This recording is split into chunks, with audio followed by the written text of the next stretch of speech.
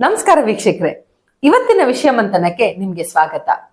ಇವತ್ತಿನ ವಿಷಯ ಮಂಥನದ ವಿಷಯ ನನ್ನ ಕತೆ ಸಿನಿಮಾ ಜೊತೆ. ಇದೇನಿದು ಹೀಗಿದೆ ಟಾಪಿಕ್ ಅನ್ಕೊಂಡ್ರ? ಹೌದು, ಇವತ್ತಿನ ಗೆಸ್ಟ್ ಏನ್ ಬಂದಿದ್ದಾರೆ ಅವ್ರಿಗೆ ಈ ಟಾಪಿಕ್ ತುಂಬಾ ಸೂಟ್ ಆಗುತ್ತೆ. ಇವತ್ತಿನ ಗೆಸ್ಟ್ ಇವರು 50 ವರ್ಷಗಳಿಂದ ಸಿನಿಮಾ ಇಂಡಸ್ಟ್ರಿ, ಕಿರುತೆರೆ ಮತ್ತು ನಾಟಕಗಳಲ್ಲಿ ಸೇವೆ ಸಲ್ಲಿಸುತ್ತಾ ಬಂದಿದ್ದಾರೆ. ಅಷ್ಟೇ ಅಲ್ಲದೆ ಇವರು 31 ವರ್ಷ ರೈಲ್ವೆ ಡಿಪಾರ್ಟ್ಮೆಂಟ್ ಅಲ್ಲಿ ಕೆಲಸ ಮಾಡಿ ನಿವೃತ್ತಿ ಆಗೋ ಸಮಯದಲ್ಲಿ ಏರ್ ಕಂಡೀಷನ್ ಡಿಪಾರ್ಟ್ಮೆಂಟ್ ಅಲ್ಲಿ ಮೆಕ್ಯಾನಿಕ್ ಆಗಿದ್ರು. ಇವರು ನಮ್ಮ ದೂರದರ್ಶನದ ಚಂದನ ಚಾನೆಲ್ ಅಲ್ಲಿ ಸಾಕಷ್ಟು ಕಿರುಚಿತ್ರಗಳನ್ನ ಮಾಡಿ ಯಶಸ್ವಿಯನ್ನ ಕಂಡಿದ್ದಾರೆ. ಇವತ್ತು ಇವ್ರನ್ನ ಸ್ವಾಗತಿಸೋಣ ನಮ್ಮ ಕಾರ್ಯಕ್ರಮಕ್ಕೆ. ಇವತ್ತಿನ ನಮ್ಮ ಮಾತುಕತೆ ನಾಗೇಂದ್ರ ಕುಮಾರ್ ಜೈನ್ ಸರ್ ಜೊತೆ. ಸರ್, ನಿಮ್ಗೆ ನಮ್ಮ ಕಾರ್ಯಕ್ರಮಕ್ಕೆ ಸ್ವಾಗತ. ಧನ್ಯವಾದಗಳು. ಸರ್, ಈ ಒಂದು ಇಂಡಸ್ಟ್ರಿ ಏನು ನಾನು ಇಷ್ಟೊತ್ತು ಹೇಳಿದೆ, ಈ ಇಂಡಸ್ಟ್ರಿಗೆ ನಿಮ್ಮ ಎಂಟ್ರಿ ಹೇಗಾಯ್ತು ಸರ್? ಯಾಕೆಂದ್ರೆ ನೀವು 50 ವರ್ಷಗಳಿಂದ, ಅಂದ್ರೆ ಇದು ಸ್ಮಾಲ್ ಜರ್ನಿ ಅಂತೂ ಖಂಡಿತ ಅಲ್ಲ, it's a very big journey. ನಮ್ಗೆ ತುಂಬಾ ಖುಷಿ ಆಗುತ್ತೆ ಮತ್ತು ಇದು ನಮ್ಮ ಸೌಭಾಗ್ಯ ಸಹ. ಇವತ್ತು ನೀವು ನಮ್ಮ ಕಾರ್ಯಕ್ರಮಕ್ಕೆ ಬಂದಿರೋದು ನಮ್ಮ ಸೌಭಾಗ್ಯ, ಮತ್ತು ನಮ್ಗೆ ನಿಮ್ಮಿಂದ ತುಂಬಾ ವಿಷಯಗಳು ಸಿಗುತ್ತೆ. ಯಾಕೆಂದ್ರೆ ಹಳೆಯ ಕಾಲದಲ್ಲಿ ಹೇಗೆ ನಡೀತಿತ್ತು ಏನು ಅನ್ನೋದ್ರ ಬಗ್ಗೆ ನಮ್ಗೆ ತುಂಬಾ ಕುತೂಹಲ ಇದೆ ಸರ್. ಮೊದಲಿಗೆ ನೀವು ಹೇಗೆ ಈ ಇಂಡಸ್ಟ್ರಿಗೆ ಬಂದ್ರಿ? ನಾನು ಈ ಇಂಡಸ್ಟ್ರೀಸ್ ಅಂತ ನಾನೇನು ತಿಳ್ಕೊಂಡಿಲ್ಲ. ಇದು ನಮ್ಮ ಕಲಾ ಪ್ರಪಂಚ. ಇಲ್ಲಿ ಕಾಲಿಟ್ಟ ಮೇಲೆ ಅದಕ್ಕೆ ನಾವು ಇನ್ವಾಲ್ವೇ ಆಗಿಬಿಡ್ತೀವಿ. ಅದು ಒಂದು ದಿವಸ 2 ದಿವಸದಲ್ಲಿ ನಾವು ಅದನ್ನು ನಿವೃತ್ತಿ ತಗೊಳ್ಳಿಕ್ಕೆ ಸಾಧ್ಯ ಇಲ್ಲ. ನಮ್ಮ ಜೀವಮಾನ ಪರ್ಯಂತ ಅದರ ಒಂದು ಸೆಳೆತ ಇದ್ದೇ ಇರುತ್ತೆ. ಹಾಗಾಗಿ ನಾನು ಈ ಕಾರ್ಯಕ್ರಮ ಅಂದರೆ ಈ ಒಂದು ಇಂಡಸ್ಟ್ರೀಸಿಗೆ ಬರೋದಕ್ಕೆ ಮುಂಚೆ ಕೆಲವು ನಾಟಕಗಳನ್ನ ಮಾಡ್ತಾ ಇದ್ವಿ. ನಾಟಕಗಳು ಯಾಕೆ ಮಾಡ್ತಿದ್ವಿ ಅಂತಂದರೆ, ಅವತ್ತೊಂದು ದಿವಸ ನಾಟಕಕ್ಕೆ ಬಹಳ ಬೆಲೆ ಇದ್ದಿದ್ದು. ಎಲ್ಲಿ ನಾಟಕ ಆದರೂ ಜನ ಸೇರ್ತಾ ಇದ್ರು. ಪ್ರಪ್ರಥಮವಾಗಿ ನಾನು ಅಭಿನಯಿಸಿದ ನಾಟಕ ನಮ್ಮ TN ಸೀತಾರಾಮ್ರವರ ಬದುಕು ಮುನ್ನಿಸು ಪ್ರಭುವೆ ಅಂತ. ಬಹಳ ಫೇಮಸ್ ಡ್ರಾಮಾ. ಪ್ರಜಾಮತದಲ್ಲಿ ಧಾರಾವಾಹಿಯಾಗಿ ಪ್ರಕಟವಾಗಿತ್ತು. ಆ ನಂತರ ಅದನ್ನು ಡ್ರಾಮಾವಾಗಿ ಕನ್ವರ್ಟ್ ಮಾಡಿಕೊಂಡ್ರು. ಗುರುಮೂರ್ತಿ ಅಂತ ESI ಹಾಸ್ಪಿಟ್ಲಲ್ಲಿ ವರ್ಕ್ ಮಾಡ್ತಾಯಿದ್ರು ಫಾರ್ಮಸಿಸ್ಟ್ ಆಗಿ. ನಾಟಕದ ಪುಟ್ಟಣ್ಣ ಕಣಗಾಲ್ ಅಂತಾನೆ ಫೇಮಸ್ ಅವರು. ಅಷ್ಟು ಮಟ್ಟಿಗೆ ಬಹಳ ಬಹಳ ಪರ್ಫೆಕ್ಟಾಗಿ ಡ್ರಾಮಾ ಮಾಡಿಸೋರು. ನಾಟಕದಲ್ಲಿ ಅವ್ರ ಹೆಸರನ್ನ ಎಷ್ಟೋ ಜನ ಕೇಳಿದ್ದಾರೆ, ಇಲ್ಲ ಅಂತಲ್ಲ, ಕೆಲವ್ರು ಗೊತ್ತಿಲ್ಲದೆ ಇರ್ಬೋದು. ಬಟ್ ನನ್ನ ದೃಷ್ಟಿ, ನಾವು ನೋಡ್ತಿದ್ದಂಥ ಸಮಯದಲ್ಲಿ ಅವರು ಪುಟ್ಟಣ್ಣ ಕಣಗಾಲೆ ನಾಟಕದಲ್ಲಿ ಮಾತ್ರ ಒಂದೊಂದು ಕ್ಯಾರೆಕ್ಟರ್ನೂ ಅಷ್ಟು ತೂಕ ಅಳತೆ ಮಾಡಿದ್ರು. ಅದನ್ನು ನಡೆಸೋರು. ಅವರಿಗೆ ಒಬ್ಬ ವೆಂಕಟೇಶ್ ಅನ್ನೋ ವ್ಯಕ್ತಿ ಒಬ್ಬ ಇನ್ಸ್ಪೆಕ್ಟರ್ ರೋಲ್ ಮಾಡ್ತಾ ಇದ್ದ. ಆ ಇನ್ಸ್ಪೆಕ್ಟರ್ ರೋಲ್ಗೆ ಅವರು ಬಹುಶಃ ಬರೋಕ್ಕಾಗಿಲ್ಲ ಅಂತ ಕಾಣುತ್ತೆ. ನಾಟಕ ನಡೀಲೇಬೇಕು. ನನ್ನ ಸ್ನೇಹಿತರಿಗೆ ಹೇಳಿದ್ರಂತೆ, ಶ್ರೀನಿವಾಸ ಮೂರ್ತಿನವ್ರಿಗೆ, ನಿಮ್ಮ ಕಡೆ ಯಾರು ಹೈಟು ವೆಯ್ಟ್ ಜೋರಾಗಿ ಇಂಗ್ಲೀಷ್ ಬರೋರಿದ್ರೆ ಕರ್ಕೊಂಡು ಬನ್ರಿ, ಇನ್ಸ್ಪೆಕ್ಟರ್ ರೋಲ್ ಮಾಡಿಸೋಣ. ಅದು ಮಾಡೋಕ್ಕಾಗತ್ತೆ, ಕರ್ಕೊಂಬನ್ರಿ, ನಾನು ಮಾಡಿಸ್ತೀನಿ ರೀ ಏನು.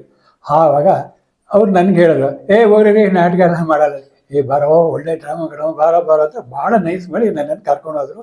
ನಾನು ಹೈಟು ವೆಯ್ಟ್ ಎಲ್ಲ ಜೋರಾಗಿದ್ದೆ. ಅವಾಗ ಸರಿ ನೋಡಿದ್ರು, ಸೆಲೆಕ್ಟ್ ಮಾಡೇ ಬಿಟ್ರು. ಮಾಡ್ಬಿಟ್ಟು ಅವತ್ತಿಂದ ಟ್ರೈನಿಂಗ್ ಕೊಡಲಿ ಶುರು ಮಾಡೋರು.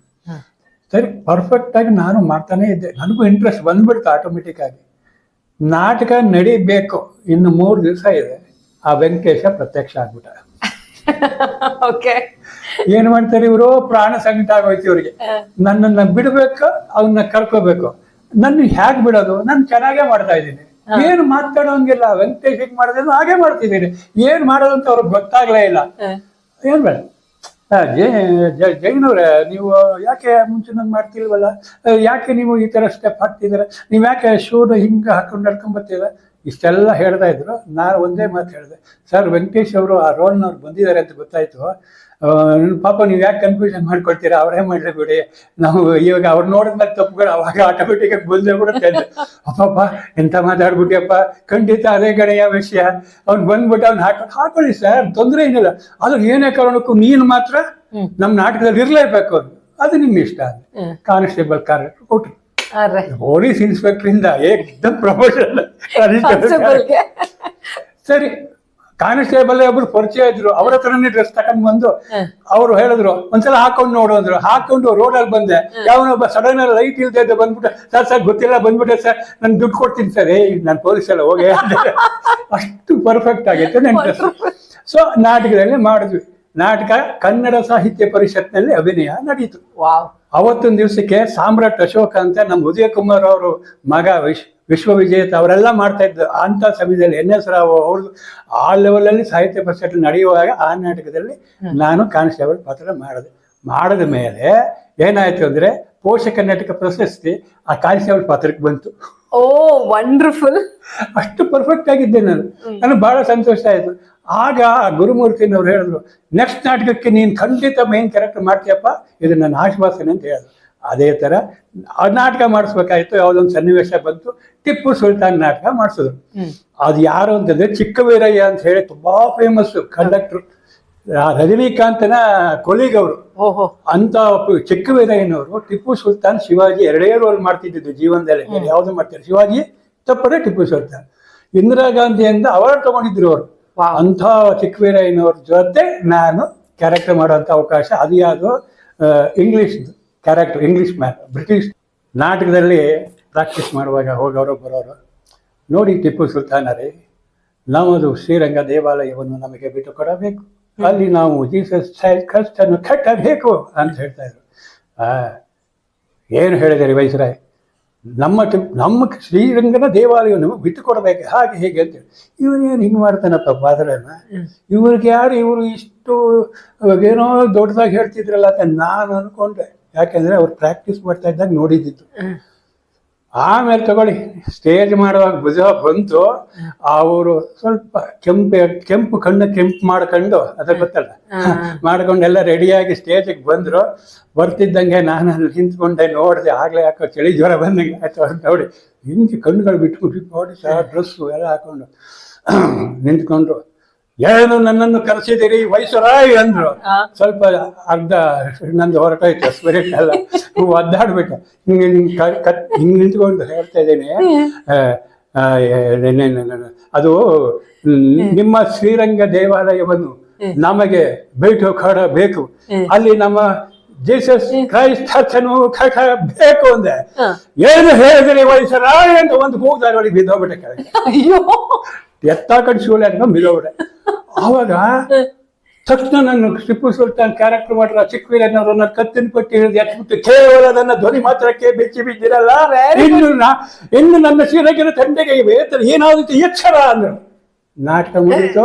ಅವತ್ತು ಗೊತ್ತಾಯ್ತು ಕಲೆ ಅಂದ್ರೆ ಏನು, ಅಭಿನಯ ಅಂದ್ರೆ ಏನು, ಯಾವ ತರ ಅಡ್ಜಸ್ಟ್ಮೆಂಟು. ಚಿಕ್ಕವೀರಯ್ಯನವ್ರನ್ನ ಕಾಲಿಗೆ ನಮಸ್ಕಾರ ಮಾಡಿ ಅವರಿಂದ ಆಶೀರ್ವಾದ ಪಡ್ಕೊಂಡು ಅಲ್ಲಿಂದ ನಮ್ಮ ಕೆರಿಯರ್ ಪ್ರಾರಂಭ ಆಯ್ತು. ಆ ಗುರುಮೂರ್ತಿ ಅವರು ನನ್ನ ಕ್ಯಾರೆಕ್ಟರ್ ಯಾವಾಗ ಚಿಕ್ಕವೀರಯ್ಯನವರ ಆ ರೌದ್ರಾವತಾರ ನೋಡಿ ನಡ್ಗೋದ್ನ, ಒರಿಜಿನಲ್ ನಡ್ಗ್ಬಿಟ್ನಲ್ಲ, ಅದು ರಿಯಲ್ ಆಗಿ ಬಂದ್ಬಿಡ್ತದ. ಆವಾಗ ಹೇಳಿದ್ರು ತುಂಬಾ ಚೆನ್ನಾಗಿ ಮಾಡಿದ್ರೆ ನನಗೆ ಸಂತೋಷ ಆಗಿದೆ. ಆ ಗುರುಮೂರ್ತಿಯವರಿಂದ ನಮ್ಮ ಆ ನಾಟಕಕ್ಕೆ ಬಂದ್ವಿ. ಅದಕ್ಕೆ ಮುಂಚೆ ನಮ್ಮ ಸೀತಾರಾಮ್ ಕಾರಂತ ಇವರು TN ಸೀತಾರಾಮ್ರವರ ಬದುಕು ಮುನಿಸು ಪ್ರಭುವೇ ನಮ್ಮ ನಾಟಕದ ಮೊದಲನೇ ಹೆಜ್ಜೆ ಇದರಲ್ಲಿ. ಇದಕ್ಕೆ ಮುಂಚೆ ನಾನು ಮಾಡಿದ್ದೆ, ಜೈನರ ಧರ್ಮದ ನಾಟಕಗಳು ಮಾಡಿದ್ದೆ. ಬಟ್ ಸಾಮಾಜಿಕ ನಾಟಕಕ್ಕೆ ಬಂದಾಗ ನಮ್ಮ ಜೈನರಲ್ಲಿ ಈ ಶಿವಮೊಗ್ಗದಲ್ಲಿ ಹೊಂಬುಜ ಅಂತ ಇದೆ, ಹೊಂಬುಜ ಅಂತ ಹೇಳ್ತಾರೆ. ಆ ಹೊಂಬುಜದಲ್ಲಿ ಪದ್ಮಾವತಿ ತುಂಬಾ ಫೇಮಸ್ ಟೆಂಪಲ್ ನಮ್ದು ಶಿವಮೊಗ್ಗದಲ್ಲಿ. ಅದು ಬರುತ್ತೆ ಪದ್ಮಯಕ್ಷಿ. ಆ ದೇವಿ ಇದೆಯಲ್ಲ, ಆ ದೇವಿ ಮಹಾತ್ಮೆದು ಒಂದು ನಾಟಕ ಮಾಡಿಸ್ಬೇಕು ಅಂತ ಎಲ್ಲ ಹೇಳ್ತಿದ್ರು. ಅವಾಗ ನಾನು ಟೌನ್ ಹಾಲ್ ಅಲ್ಲಿ ಆ ನಾಟಕ ಮಾಡ್ಸೋಣ ಅಂತ ಹೇಳಿ ಎಲ್ಲ ನಮ್ಮ ಜೈನರು ಸೇರಿಸಿ 63 ಜನ ಕಲಾವಿದರನ್ನ 3 ತಿಂಗಳು ಟ್ರೈನಿಂಗ್ ಕೊಟ್ಟು, ವೆರಿ ನೈಸ್, ಡಿಕ್ಕಿ ಮಾಧವರವರ ನೇತೃತ್ವದಲ್ಲಿ ನಾಟಕ ನಡೀತು. ಹಳೇ ಹುಲಿ ಡಿಕ್ಕಿ ಮಾಧವರಾವ್ ಅವರ ನೇತೃತ್ವದಲ್ಲಿ ನಾಟಕ ನಡೀತು. ಆವಾಗ ಪದ್ಮಾವತಿ ಪಾತ್ರ ಮಾಡಿದಂಥ ಹುಡುಗಿ ಎಷ್ಟು ಚೆನ್ನಾಗಿ ಮಾಡಿದ್ರು ಅಂದರೆ, ನಮ್ಮ ಜೈನ ಬಾಂಧವರೆಲ್ಲ ಆ ಟೌನಲ್ಲಿ ಮೇಲ್ಗಡೆಯಿಂದ ಹೂವಿನ ಮಳೆನೇ ಸುರಿಸ್ಬಿಟ್ರು ಆ ನಾಟಕದಲ್ಲಿ. ಅವಾಗ ಯಾವಾಗ 74ರಲ್ಲಿ 200 ರೂಪಾಯಿ ಟಿಕೆಟ್ ಅಂದರೆ 100 ರೂಪಾಯಿ ಟಿಕೆಟ್ ಅಂದರೆ ಎಷ್ಟು ವ್ಯಾಲ್ಯೂ ಇತ್ತು. ಆಮೇಲೆ ನಾಟಕ ಪೂರ್ತಿ ಆಗೋಗಿ ಹೌಸ್ಫುಲ್ಲು ಜನ ಎಲ್ಲ ನಾವು ಅವಾಗ ಏನು ಮಾಡಿ ಗೇಟೇ ತೆಗೆದುಬಿಟ್ವಿ, ಎಲ್ಲ ಓಪನ್, ಯಾರು ಬೇಕಾದ್ರೂ ನೋಡ್ತಾರೆ. ಆ ಒಂದು ಸ್ಪಿರಿಟ್ ಅಲ್ಲಿ ಮಾಡಿದಂಥ ನಾಟಕ, ಅದು ಪೌರಾಣಿಕ ನಾಟಕ. ಅಲ್ಲಿಂದ ನಾನು ತುಂಬಾ ಜನಗಳಲ್ಲಿ ಪರಿಚಯ ಆಗ್ತಾ ಬಂತು. ಅದಾದ್ಮೇಲೆ ನಾನು ರೈಲ್ವೆ ಇದಕ್ಕೆ ಸೇರ್ಕೊಂಡೆ ಡಿಪಾರ್ಟ್ಮೆಂಟ್.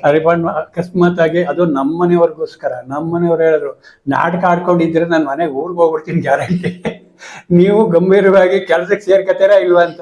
ನಮ್ಮ ಬಾವ ಅವರೊಬ್ರು ಮೆಡಿಕಲ್ ಡಿಪಾರ್ಟ್ಮೆಂಟ್ ಅಲ್ಲಿ ಇದ್ದವರು ನನ್ನನ್ನ ಟೆಂಪ್ರವರಿಯಾಗಿ ಕೆಲಸಕ್ಕೆ ಸೇರಿಸಿದ್ರು. ಆ ಟೆಂಪ್ರವರಿಯಾಗಿ ಕೆಲಸಕ್ಕೆ ಸೇರಿದ ಮೇಲೆ ಆಮೇಲೆ ಪರ್ಮನೆಂಟ್ ಆಯಿತು. ಪರ್ಮನೆಂಟ್ ಆಗಿದ್ದು ನಮ್ಮ ರೈಲ್ವೆ ಮಿನಿಸ್ಟರ್ ಜಾಫರ್ ಶರೀಫ್ ಕಡೆಯಿಂದ ಎಲ್ಲ ಆಯಿತು. ಅದಾದಮೇಲೆ ಈ ದೂರದರ್ಶನ ಧಾರಾವಾಹಿಗಳಿಗೆ ಒಂದು ಅವಕಾಶ ಸಿಕ್ತು. ಅದು ಹೇಗೆ ಅಂತ ಹೇಳಿದ್ರೆ, ನಾವು ಏನಿಲ್ಲ, ಮಾಮೂಲಾಗಿ ನಮ್ದೊಂದು ನಾಟಕ ಮಾಡ್ತಾ ಇದ್ವಿ. ಆ ನಾಟಕದಲ್ಲಿ ಆ ಲೇಖಕರ ಪರ್ಮಿಷನ್ ತಗೊಳ್ಳದೇನೆ ಒಂದು ನಾಟಕ ಮಾಡ್ಬಿಟ್ವಿ.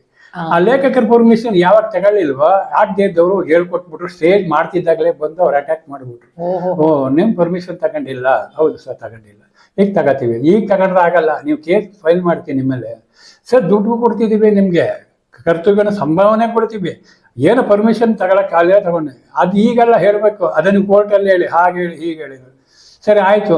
ಅದೇನಾಗ್ಬಿಟ್ಟಿತ್ತು, ಒಂದು ಅಕ್ಷರ ಮಿಸ್ಟೇಕ್ ಆಗಿ ಅದು ನಾವೆಲ್ಲ ಹೋಗ್ಬೇಕು, ನಾನು ಎಲ್ಲಿ ಹೋಗಬೇಕಂತ ಏನೋ ಒಂದು ಆಗ್ಬಿಟ್ಟಿತ್ತು. ನಾವು ಹೇಳಿದ್ವಿ, ನಿಮ್ಮ ನಾಟಕನೇ ಅಲ್ವೇ ಎಲ್ಲ ಹೋಗಿ ಅಂದ್ಬಿಟ್ಟು ಆಮೇಲೆ ಅನ್ಕೊಂಡ್ವಿ, ಇನ್ನೊಬ್ಬರು ನಾಟಕಗಳನ್ನ ಮಾಡಿ ಮಾಡಿ ಅವ್ರ ಹತ್ರ ಯಾಕೆ ನಾವೇ ನಾಟಕ ಬರೆಯೋಣ ಅಂತ ಹೇಳಿ ಶುರು ಮಾಡಿದ್ವಿ. ಅವತ್ತಿಂದ ನಾವು ನಾಟಕದ ರಚನೆಗೆ ಶುರು ಮಾಡಿಕೊಂಡೆ. ನಾಟಕದ ರಚನೆಯಲ್ಲಿ ಮೊದಲನೇ ನಾಟಕ ಸಿನಿಮಾ ಹುಚ್ಚು ಅಂತ ನಾಟಕ ಮಾಡಿದ್ವಿ. ಸಿನಿಮಾ ಹುಚ್ಚು ಒಬ್ಬ ನಿರ್ಮಾಪಕನ ಕತೆ. ಅಂದ್ರೆ ಸಿನಿಮಾ ಮಾಡಬೇಕು ಅಂತ ಒಂದು ಗಾಂಧಿನಗರಕ್ಕೆ ಬಂದವನು ಏನೆಲ್ಲ ಕಷ್ಟಪಡ್ತಾನೆ ಅನ್ನೋದನ್ನ ನಾವು ನಾಟಕ ಮಾಡಿದ್ವಿ. ಆ ನಾಟಕ ತುಂಬಾ ಫೇಮಸ್ ಆದಾಗ ಇದನ್ನ ವಿಡಿಯೋ ಮಾಡಿ ನಾವು ಮನೆಗಳಲ್ಲಿ ನೋಡೋಣ ಅಂತ ಅನ್ನಿಸ್ತು. ವಿಡಿಯೋ ಮಾಡಕ್ ಹೊರಟಾಗ ಒಂದ್ 4 ಹಾಡು ಮಾಡೋಣ ಅನ್ನಿಸ್ತು. ಹಾಡು ಮಾಡಕ್ ಹೊರಟಾಗ ಇಷ್ಟೆಲ್ಲ ಮಾಡಿದಿರ, ನೀವ್ ಯಾಕೆ ಅದನ್ನ ಧಾರಾವಾಹಿ ಮಾಡಬಾರ್ದು ಅಂದ್ರೆ ಯಾರು ಇಷ್ಟೆಲ್ಲ ಒಂದಕ್ಕೊಂದು ಚೈನ್ ಲಿಂಕ್. ಆ ಹಾಡು ಮಾಡಕ್ ಹೋದಾಗ ಏನ್ ಮಾಡಿದ್ವಿ, ಆ ಹಾಡು ಎಷ್ಟು ಚೆನ್ನಾಗ್ ಬಂತ ಅಂತಂದ್ರೆ, ಒಂದೊಂದು ಹಾಡುಗಳು ಇವಾಗ 11 ಹಾಡು ಇತ್ತದಲ್ಲಿ. 11 ಹಾಡುಗಳನ್ನ ಯಾಕಂದ್ರೆ ಮುಂಚೆಲ್ಲ ನಾಟಕದಲ್ಲಿ ಹಾಡುಗಳೇ ಜಾಸ್ತಿ ಅಲ್ಲ. ಅದೇ ತರ ನಾವು ಅಂತೆಲ್ಲ ಹಾಡೋರಲ್ಲ ನಾಟಕಗಳಲ್ಲಿ ಕಂದ ಪದ್ಯ, ಬರೀ ನಾಟಕದಲ್ಲಿ ಕಂದ ಪದ್ಯನೇ ಮೇನ್.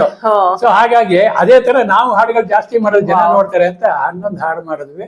11 ಹಾಡುಗಳನ್ನು ನಮ್ಮ ಹನುಮಂತ ನಗರದಲ್ಲಿ ಒಂದು ಸ್ಟುಡಿಯೋ ಇತ್ತು, ಅಲ್ಲಿ ಹೆಸರು ಹೇಳ್ತೀನಿ, ಅಲ್ಲಿ ರೆಕಾರ್ಡ್ ಮಾಡಿದ್ವಿ. ರೆಕಾರ್ಡ್ ಮಾಡಿದಾಗ ಮುರಳಿ ಮನೋಹರ್ ಅಂತ ನಮ್ಮ ರೈಲ್ವೆ ಎಂಪ್ಲಾಯಿ, ಅವ್ರ ಮ್ಯೂಸಿಕ್ ಡೈರೆಕ್ಟರ್, ಸಂಧ್ಯಾ ಮ್ಯೂಸಿಕಲ್ ಗ್ರೂಪ್ ಅಂತ ಮಾಗಡಿ ರೋಡಲ್ಲಿ ಇತ್ತು.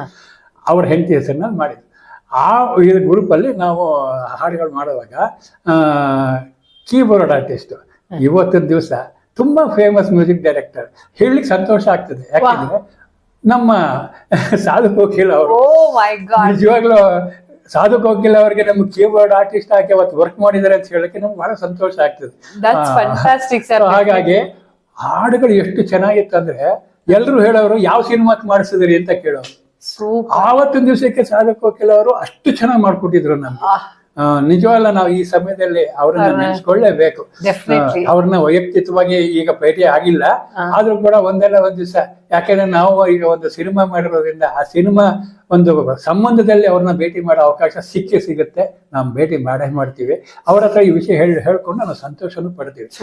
ಆ ತರ ನಮ್ದು ಯಾವಾಗ ಒಂದು ವಿಡಿಯೋದಲ್ಲಿ ಹಾಡು ಮಾಡಿದ್ವು, ಹಾಡು ಮಾಡೋದ್ಮೇಲೆ ಹೇಳಿದ್ರು, ಈ ಬರೀ ಹಾಡುಗಳಲ್ಲಿ ಯಾಕೆ ವೇಸ್ಟ್ ಮಾಡ್ತೀರಾ, ನೀವೊಂದು ಇದನ್ ಮಾಡಬಾರ್ದೆ ಅಂದ್ರೆ ಧಾರಾವಾಹಿ ಮಾಡಿ. ಸರಿ, ಎಲ್ಲಿ ಧಾರಾವಾಹಿ? ದೂರದರ್ಶನ. ಆಯ್ತು, ಸೀದಾ ಹೊರಟ್ಬಿಟ್ವಿ. ಏನ್ ಅಷ್ಟು ಸಲೀಸಾಗಿ ಎಲ್ಲ ಏನ್ ದೂರದರ್ಶನ ಅವಾಗ ಅದೊಂದೇ ಇದ್ದಿದ್ದಲ್ವ? ಅಷ್ಟೇ, ದೂರದರ್ಶನ ಒಂದೇ ಇತ್ತಿತ್ತು. ಅದು ಏನು 4 ಅವರ್ ಪ್ರೋಗ್ರಾಮ್ ಅಷ್ಟೇ ಕನ್ನಡಕ್ಕೆ. ಮಡ್ರಾಸ್ ಇಂದ ಟೆಲಿಕಾಸ್ಟ್ ಆಗ್ತಾ ಇತ್ತು. ಅದು ಟವರ್ ಶೂಟಿಂಗ್ ಎಲ್ಲ ಮಡ್ರಾಸ್ ಅಲ್ಲ, ಬೆಂಗಳೂರಲ್ಲಿ ಮಾಡೋರು. ಅವಾಗ HMK ಮೂರ್ತಿ, ಅಪ್ಪು ವಿಡಿಯೋ ಇವರೇ ಫೇಮಸ್. ಅವಾಗ HMK ಮೂರ್ತಿ ಅಂತ ಕೇಳಿರ್ಬೇಕು ನೀವು ಹೆಸರು. ಅವ್ರದ್ದೇ ಅವಾಗ ತುಂಬಾ ನಡೀತಾ ಇತ್ತು. ಇಲ್ಲಿ ಶೂಟ್ ಮಾಡಿ ಅಲ್ಲಿ ಕಳ್ಸೋರು, ಇಲ್ಲಿಂದ ಕಳ್ಸೋರು. ಟವರ್ ಇತ್ತು ಅವಾಗ. ಇಲ್ಲಿ ನಮ್ಮ ಈ ಟವರ್ ಇದೆಲ್ಲ, ವಿಶ್ವೇಶ್ವರಯ್ಯ ಟವರ್. ಇಲ್ಲಿ ನಮ್ಮ GP general post office Visvesvaraya tower ಅಂತ ಹೇಳಿದ್ರೆ ಅಲ್ಲಿದ್ದು ದೂರದರ್ಶನ. ಅವಾಗ ಅಲ್ಲಿ ಲಿಮಿಟೆಡ್ ಇತ್ತು. ಸೊ ಇಲ್ಲಿಂದ ಮಾಡಿ ಅಲ್ಲಿ ಕಳ್ಸೋರು. ಹಾಗೆ ಅದು ಅಲ್ಲಿಂದ ಟೆಲಿಕಾಸ್ಟ್ ಆಗ್ತಾ ಇತ್ತು. ಆ 4 ಅವರ್ಗೋಸ್ಕರ ನಾವು ಕಾಯ್ಕೊಂಡು ಕೂತ್ಕೊಳ್ತಾ ಇದ್ವಿ. ಆ ಸಮಯದಲ್ಲಿ ನಮಗೆ ಪರ್ಮಿಷನ್ ಬಂದಿತ್ತು, ಬಟ್ ನಾವಿನ್ನೂ ಶೂಟ್ ಮಾಡಿರ್ಲಿಲ್ಲ. ಆಮೇಲೆ ಒಂದಾದ್ರೆ ಒಂದ್ ಮಾಡೋಣ ಅನ್ಕೊಂಡ್ವಿ. ಆ ಪರ್ಮಿಷನ್ ಹೇಗೆ ಬಂತಂತ ಹೇಳಿದ್ರೆ, ನಾವು ಏನ್ ದೊಡ್ಡದಾಗಿ ತಗೊಂಡೋಗ್ಬಿಟ್ವಿ, ದೂರದರ್ಶನಕ್ಕೆ ಹೋಗ್ಬಿಟ್ವಿ. ಅಲ್ಲಿ ಹೆಂಗೋ ಹೋದ್ವಿ ಒಳಗಡೆ ಏನೇನೋ. ಯಾಕೆಂದ್ರೆ ನಾವು ಅವಾಗ ಎಲ್ಲ ಗವರ್ಮೆಂಟ್ ಎಂಪ್ಲಾಯ್ ತರ ಫುಲ್ ಮಿಲ್ಸ್ಕೊಂಡು ಹೋಗಿ ನೋಡ್ಸಿದ್ವಿ. ಅವರು ಯಾರಪ್ಪ ಅವ್ರು ಏನಾಗ್ಬೇಕು ನಿಮ್ಗೆ ಅಂತ ಕೇಳಿದ್ರು. ಈ ತರ ನಾವು ಸೀರಿಯಲ್ ಮಾಡ್ಬೇಕು ಅಂತ. ಏನ್ ಗೊತ್ತಾ ಸೀರಿಯಲ್? ಅದೇ ಸೀರಿಯಲ್, ಅದೇ ಸೀರಿಯಲ್. ಆಗಾಗ್ಲೇ ಯಾವ್ದಾರ ಸೀರಿಯಲ್ ಬರ್ತಿತ್ತು. ಕಂಡಕ್ಟರ್ ಕರಿಯಪ್ಪ ಅಲ್ಲ, ನೀವು ಹೋಗಕ್ ಮುಂಚೆ ಕಂಡಕ್ಟರ್ ಕರಿಯಪ್ಪ ಅಂತ ಒಂದು ಸೀರಿಯಲ್ ಬರ್ತಾ ಇತ್ತು. ನಮ್ಮ ಇವರು C.K. ಚಂದ್ರ ಅವರೇ ಮೇನ್. ಆಮೇಲೆ ಅದಾದ್ಮೇಲೆ ಅಪ್ಪು ವಿಡಿಯೋಸ್ ಅಂತ ಬಂತು. ಅವ್ರದ್ದು ಒಂದು ಇದು ಬರೋದು. ಸುಮಾರು ಒಂದು 3-4 ಧಾರಾವಾಹಿ, 2-3 ಧಾರಾವಾಹಿ, ಯಾಕಂದ್ರೆ ಲಿಮಿಟ್ ಟೈಮ್ಸ್ ಅಂತ ಬರ್ತಾ ಇತ್ತು. ಆವಾಗ ನಾವು ಕತೆ ತಗೊಂಡೋಗಿದ್ವಿ. ಅವಾಗ ಹೇಳಿದ್ರು ನೀವ್ಯಾರು ಏನು ಅಂತ ಕೇಳಿದ್ರು. ನಾವು ಹೇಳಿದ್ವಿ ಇಲ್ಲಿ ಆಗದಿಲ್ಲ ರೀ, ಯಾಕೆಂದ್ರೆ ಇಲ್ಲಿ ಇವತ್ತಿನ ದಿವಸಕ್ಕೆ ಅನಂತನಾಗ್ ಶಂಕರ್ ಅಂತ ಬಂದವರಾದ್ರೆ ನಾವು ಹೇಳಿ ಮಾಡಿಸ್ಬೋದು. ನಾಳೆ ಸರ್ ಅನಂತನಾಗ್ ಶಂಕರ್ನಾಗ್ ಅವ್ರು ಮಾಡ್ತಾರೆ, ನಮ್ಗೊಂದು ಅವಕಾಶ ಕೊಡಿ ಸರ್ ಅಂತ ಕೇಳಿದ್ವಿ. ಇಲ್ಲ ಅದು ಸ್ವಲ್ಪ ಎಕ್ಸ್ಪೀರಿಯನ್ಸ್ ಇರ್ಬೇಕು ನಿಮ್ಗೆ, ಅಷ್ಟೆಲ್ಲ ಆಗಲ್ಲ ಆಯ್ತು ಅಂತ ಬಂದ್ಬಿಟ್ವಿ. ಅದಾದ್ಮೇಲೆ ನಮ್ಮ ರೈಲ್ವೆ ಇಲಾಖೆಯಿಂದ ಯಾರೋ ಒಬ್ಬರಿಗೆ ನಾನು ಒಂದು ಹೆಲ್ಪ್ ಮಾಡುವಂತ ಅವಕಾಶ ಬಂತು. ನಾನು ಯೂನಿಯನ್ ಲೀಡರ್ ಆಗಿದ್ದೆ. ಅವ್ರಿಗೆ ನಾನು ಹೆಲ್ಪ್ ಮಾಡಿದ್ದಕ್ಕೆ ಅವ್ರ ಕಡೆಯಿಂದ ನನಗೆ ಮನೆಗೆ ಬಂದು ಅದಕ್ಕೆ ಖರ್ಚು ವೆಚ್ಚದ ತಗೊಂಡೋಗಿ ಅಂತ ದುಡ್ಡು ಕೊಡೋಕೆ ಬಂದರು.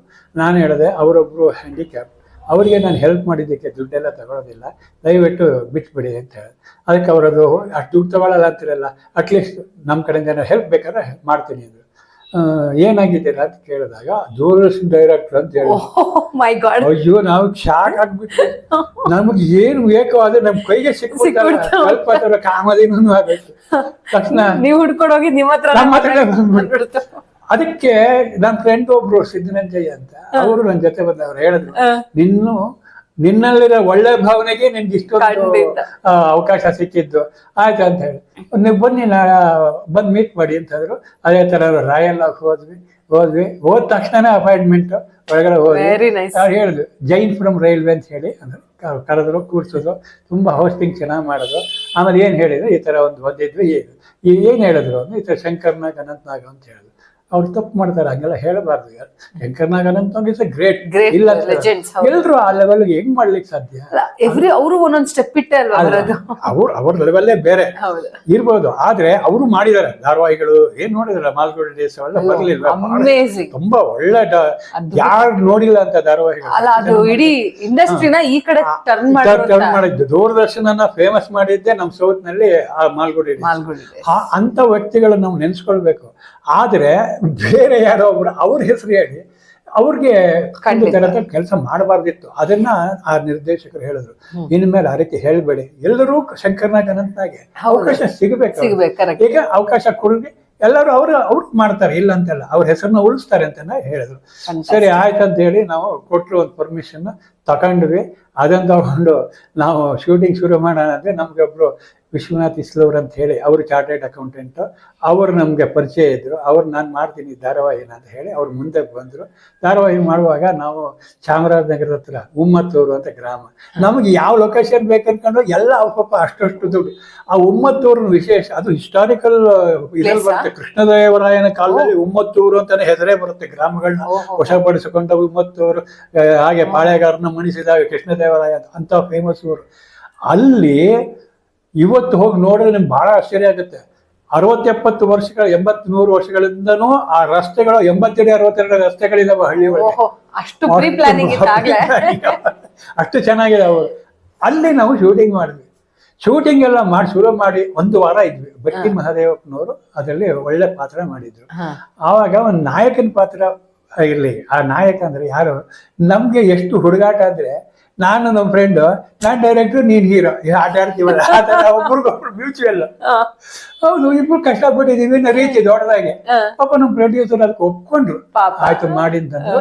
ಆಮೇಲೆ ಅದು ಒಂದು ಸಿನಿಮಾ ಕಥೆ. ಸಿನಿಮಾದಲ್ಲಿ ಒಂದು ನಿರ್ಮಾಪಕ ಹಳ್ಳಿಯಿಂದ ಒಂದು ಏನೆಲ್ಲ ಕಷ್ಟಪಡ್ತಾನೆ ಅನ್ನೋದ್ರ ಬಗ್ಗೆ ಒಂದು ಧಾರಾವಾಹಿ ಮಾಡಿದ್ವಿ. ಆ ಧಾರಾವಾಹಿ ಮಾಡ್ಬೇಕಾದ್ರೆ ಅದ್ರಲ್ಲಿ ಎಷ್ಟೆಷ್ಟು ಅನುಭವಗಳಾಯ್ತು ಅಂತ ಹೇಳಿದ್ರೆ, ನಮಗೆ ಕ್ಯಾಮ್ರಾ ಸೆನ್ಸೇ ಇಲ್ಲ. ಅವರು ಒಂದು ಲಾಂಗ್ ಶಾಟ್ ಇಟ್ಟಿದ್ದಾರೆ, ಬಟ್ಟಿ ಮಹದೇವಪ್ಪನವ್ರು ಮಾತಾಡ್ಬೇಕು. ಅವ್ರು ಮೊದ್ಲೇ ವೆಟರ್ನ್ ಆಕ್ಟರ್, ತುಂಬಾ ಚೆನ್ನಾಗಿ ಮಾತಾಡಿದ್ರು. ಅವರು ಡೈಲಾಗ್ ಪೂರ್ತಿ ಆದ ತಕ್ಷಣ ಕಟ್ ಅಂತ ಹೇಳಿದ್ರು. ಕಟ್ಟಿದ್ರು ಅದೆಲ್ಲ ಕರೆಕ್ಟ್ ಆಗಿ ಡೈರೆಕ್ಟರ್ ಅಂತ ಯಾರು ಅಲ್ಲ ಅನ್ಬಿಟ್ರೆ ಅದಕ್ಕೆ ಕಟ್ ಹೇಳ್ತಾ ಇದ್ವಿ, ಯಾರಿಗೂ ಹೇಳಕ್ ಬಿಡ್ತಾ ಇರ್ಲಿಲ್ಲ. ಸರ್ ಕಟ್ ಹೇಳಿದ್ರು, ಕಟ್ ಆಯ್ತು. ಅವಾಗ ಆ ಕ್ಯಾಮ್ರಾ ಮ್ಯಾನ್ ಏನ್ ಮಾಡಿದ್ರು, ಅದನ್ನ ಸ್ವಲ್ಪ ಮುಂದಕ್ಕೆ ತಗೊಳೋದು ಕ್ಯಾಮ್ರಾನ. ಏನ್ ಮಾಡ್ತೀರಾ ಅಂತ ಕೇಳಿದ್ವಿ. ಕ್ಲೋಸ್ ಅಪ್ ತಗೊಳ್ತೀವಿ ಅಂತ. ಚೆನ್ನಾಗಿ ಬಂದಿದೆ ಬಿಡಿ ಸರ್, ಮತ್ತೇನದು ಕ್ಲೋಸ್ ಅಪ್ ಅಂತ ಹೇಳೋದು. ಸರ್ ಕ್ಲೋಸ್ ಅಪ್ ತಗೊಳ್ಳೋಣ ಸರ್, ಕ್ಲೋಸ್ ಅಪ್ ಬೇಡವಾ, ಇಷ್ಟು ಲಾಂಗ್ ಶಾಟ್ಸ್ ಇದೆ, ಇದೇನು ಚೆನ್ನಾಗಿ ಬಂದಿದೆಯಲ್ಲ ಏನಂತ ಗೊತ್ತಿಲ್ಲ. ಹೂ ಅಂತ ಆಮೇಲೆ ಯೋಚನೆ ಮಾಡಿದ್ರಲ್ಲಿ ಏನೋ ಇದೆ ಮರ್ಮ ಅಂದ್ಬಿಟ್ಟು ಕ್ಲೋಸ್ ಅಪ್ ತಗೊಳ್ಳಿ. ಆಮೇಲೆ ನೋಡಿದ್ವಿ ಕ್ಲೋಸ್ ಅಪ್ ಅಂದ್ರೆ ಏನೋ ಅಂತ ಗೊತ್ತಾಯ್ತು. ಇದನ್ನ ಮಾಡ್ಬೇಕು ಅಂತ. ಅವತ್ತಿನಿಂದ ನಮ್ ಕ್ಯಾಮರಾ ಮೇಲೆ ಏನ್ ಹೇಳ್ತಾನೆ ಎಲ್ಲದಕ್ಕೂ ರೈಟ್ ಅಂದ್ವಿ. ಸೊ ಅದಕ್ಕೆ ಆ ಧಾರಾವಾಹಿ ಸಕ್ಸಸ್ Success ಆಯ್ತು, super. ಯಾಕಂದ್ರೆ ಇಲ್ಲ ಬಟ್ ಧಾರಾವಾಹಿ ಮುಗಿಯೋದ್ರೊಳಗೆ ಸ್ವಲ್ಪ ಕಲ್ತ್ಕೊಂಡ್ವಿ, ಇಲ್ಲ ಅಂತ ಹೇಳಲಿಲ್ಲ, ಕಲ್ತ್ಕೊಂಡ್ವಿ. ಮುಂದಿನ ಹೆಜ್ಜೆಗೆ ಏನ್ ಬೇಕೋ ಎಷ್ಟು ಬೇಕೋ ಅಷ್ಟು ಮಾಡ್ಕೊಂಡ್ವಿ. ಅದರಲ್ಲಿ ನಮ್ಮ ಹೀರೋಯಿನ್ ಆಗಿ ಅಂದ್ರೆ ಸಿನಿಮಾ ಹೀರೋಯಿನ್ ಆಗಿ ಒಂದು ಕ್ಯಾರೆಕ್ಟರ್ ಬರುತ್ತೆ. ಆ ಹೀರೋಯಿನ್ ಹಳ್ಳಿಯಲ್ಲಿ ಒಬ್ಳು ಹೀರೋಯಿನ್, ಅದರಲ್ಲಿ ಹಳ್ಳಿ ಹೀರಲ್ಲಿ ಕಾರವಾರದ ಹುಡುಗಿ ಒಬ್ರು ಸುಮತಿ ಶ್ರೀ ಅಂತ ಒಬ್ರು ಆಕ್ಟ್ ಮಾಡಿ ಬಂದ್ರು, ಕರ್ಕೊಂಬಂದ್ರು ಯಾರು. ಅವರು ತುಂಬಾ ಚೆನ್ನಾಗಿ ಮಾಡೋರು, ಬಹಳ ರಂಗಭೂಮಿ ಕಲಾವಿದೆ ಅವಳು, ತುಂಬಾ ಚೆನ್ನಾಗಿ ಮಾಡಿದ್ರು. ಇವತ್ತು ಕೂಡ ಅವ್ರು ನಮ್ಮ ಕಾಂಟ್ಯಾಕ್ಟ್ ಅಲ್ಲಿ ಇದ್ದಾರೆ. ಅವ್ರ ಮನೆ ಬಂದು ಇಲ್ಲ RR ನಗರದಲ್ಲಿ ಇದೆ. ಅವರು ಮೊನ್ನೆ ಒಂದು 15 ದಿವಸದ ಮುಂಚೆ ಯಾವ್ದೊಂದು ಕಾರ್ಯಕ್ರಮ ಮಾಡಿದ್ರು ಯವನಿಕಾದಲ್ಲಿ. ಯವನಿಕ ಅಲ್ಲ, ನಮ್ಮ ರವೀಂದ್ರ ಕಲಾಕ್ಷೇತ್ರ, ಅದಕ್ಕೆ ನಾನು ಇನ್ವೈಟ್ ಮಾಡಿದ್ರು, ಹೋಗಿದ್ದೆ. ಅವ್ರು ಬಹಳ ಸಂತೋಷ ಪಟ್ರು ನಾವೆಲ್ಲ ಬಂದಿದ್ದೀವಿ ಅಂತ. ಅವರು ಹೀರೋಯಿನ್ ಆಗಿ ಮಾಡಿದ್ರು, ತುಂಬಾ ನ್ಯಾಚುರಲ್ ಆಗಿ ಮಾಡಿದ್ರು. ಬಟ್ಟಿ ಮಹದೇವಪ್ಪನವರು ಅವರು ಒಳ್ಳೆ ತುಂಬಾ ಚೆನ್ನಾಗಿ ಮಾಡಿದ್ರು. ಅದಾದ್ಮೇಲೆ ಅವನು ಹಳ್ಳಿಯಿಂದ ಸಿಟಿಗೆ ಬರ್ತಾನೆ. ಸಿಟಿನಲ್ಲಿ ನಿರ್ದೇಶಕನ ಪಾತ್ರ ಯಾರು ನಾನು ಅವಾಗ ಸರಿಗಮ ವಿಜಯ್ ಅವ್ರನ್ನ ಕರ್ಕೊಂಡ್ಬಂದ್ರು. ಸರಿಗಮ ವಿಜಯ್ ಏನ್ ಮಾಡಿದ್ರು ಗೊತ್ತಾ, ಆಕ್ಟಿಂಗ್ ತುಂಬಾ ಚೆನ್ನಾಗಿ ಮಾಡಿದ್ರು.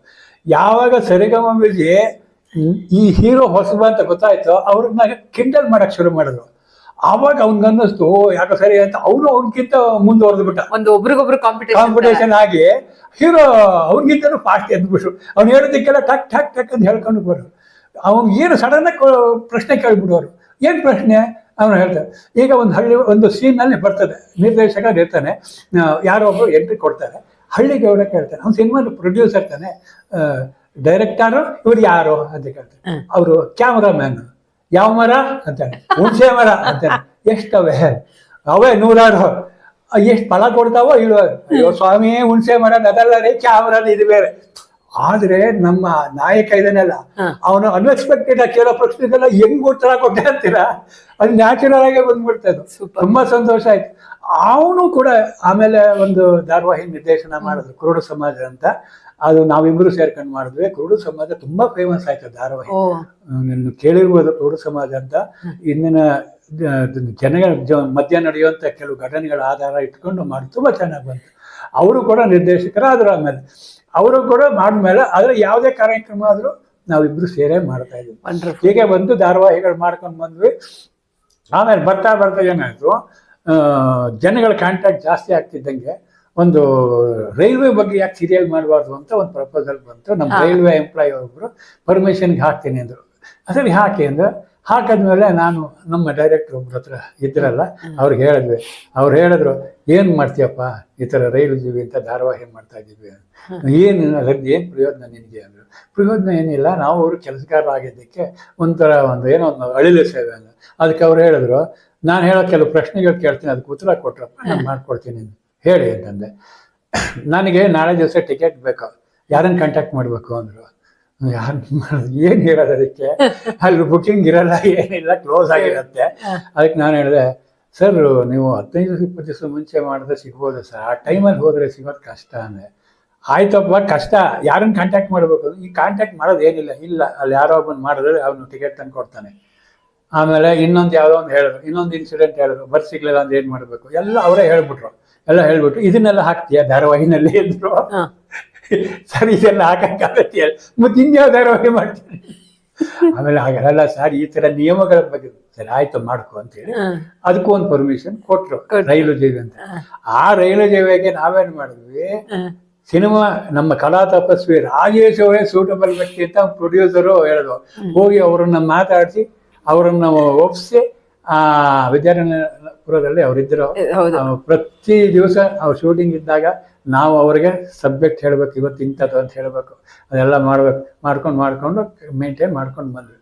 ಒಂದು ದಿವಸ ಏನಾಗಿದೆ, ಒಂದು ರಾತ್ರಿ 9 ಗಂಟೆ ಆಗೋಗ್ಬಿಟ್ಟಿದೆ. ಒಂದು ಪ್ರಮುಖವಾದ ಒಂದು ಸನ್ನಿವೇಶ ನಡೀಲೇಬೇಕು. ಇವರು ನಾನು ಮಾಡಲ್ಲ ಅಂದರು, ರಾಜೇಶ್ ಅವರು. ಸರ್ ಮಾಡಲಿಲ್ಲ ಅಂದರೆ ಆಗೋದ್ವಲ್ಲ ಸರ್, ಪ್ರೊಡ್ಯೂಸರ್ ಹೇಳಿದ್ರು.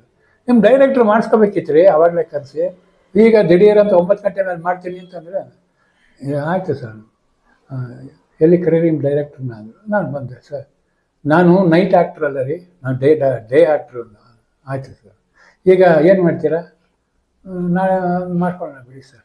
ನಾಳೆ ಆಗಲ್ಲ ಅರ್ಜೆಂಟು ಅಂತೀರಾ, ಹೋಲಿ ಬಿಡಿ ಸರ್, ಆ ಸೀನೇ ಕಟ್ ಮಾಡ್ಬಿಡ್ತೀನಿ. ಏನು ಸೀನ್ ಕಟ್ ಮಾಡ್ತೀರಾ, ನಾಳೆ ಅದಕ್ಕೆ ಉತ್ತರ ನೀವು ಕೊಡಬೇಕಾಗತ್ತೆ. ಏನು ಮಾಡೋಕ್ಕಾಗಲ್ಲ ಸರ್.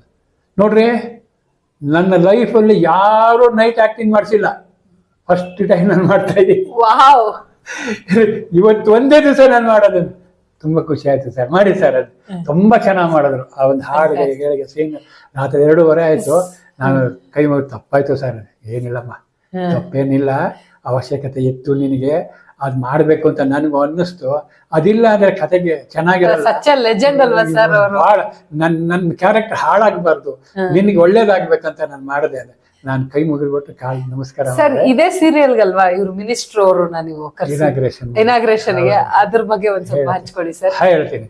ಈಗ ಆ ರೈಲು ಜೀವಿನ ಸೀರಿಯಲ್ ಪರ್ಮಿಷನ್ ಬಂದ ಮೇಲೆ ನಾವು ಏನ್ ಮಾಡ್ತೀವಿ, ಹಿಂದೆ ಮುಂದೆ ಏನು ನೋಡಲ್ಲ, ಪರ್ಮಿಷನ್ ಹಾಕ್ಬಿಟ್ಟಿವಿ.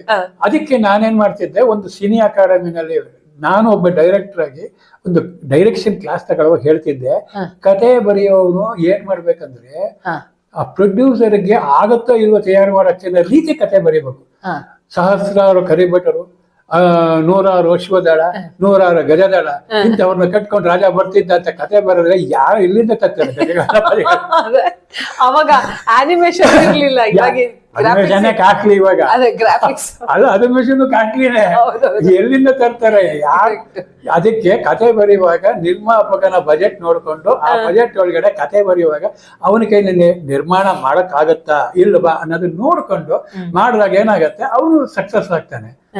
ಅದು ಹೈ ಬಜೆಟ್ ನವ್ರು ಏನ್ ಬೇಕಾದ್ರೂ ಮಾಡ್ತಾರೆ, ಮಾಡಲ್ಲ ಅಂತಲ್ಲ, ಮಾಡ್ಬೋದು. ಎಷ್ಟೋ ಈಗ ದೊಡ್ಡ ದೊಡ್ಡ ಸಿನಿಮಾಗಳೆಲ್ಲ ಬರ್ಲಿಲ್ವೇ, ನಮ್ಮ ರಾಜಮೌಳಿ ಡೈರೆಕ್ಷನ್ ಅಲ್ಲಿ ಬರ್ಲಿ, ಎಂತೆಂತ ಕೋಟೆ, ಆವಾಗ ಅದಕ್ಕೆ ಸೂಟ್ ಆಗತ್ತೆ. ಬಟ್ ಸಣ್ಣ ಮಧ್ಯಮ ನಿರ್ಮಾಪಕರು ಇರ್ತಾರಲ್ಲ, ಅವ್ರು ಮಾಡ್ಬೇಕಾದ್ರೆ ಕತೆಗೆ ಹೀಗೆ ಬರೀರಿ ಅಂತ ನಾನು ಹೇಳ್ತಿದ್ದೆ.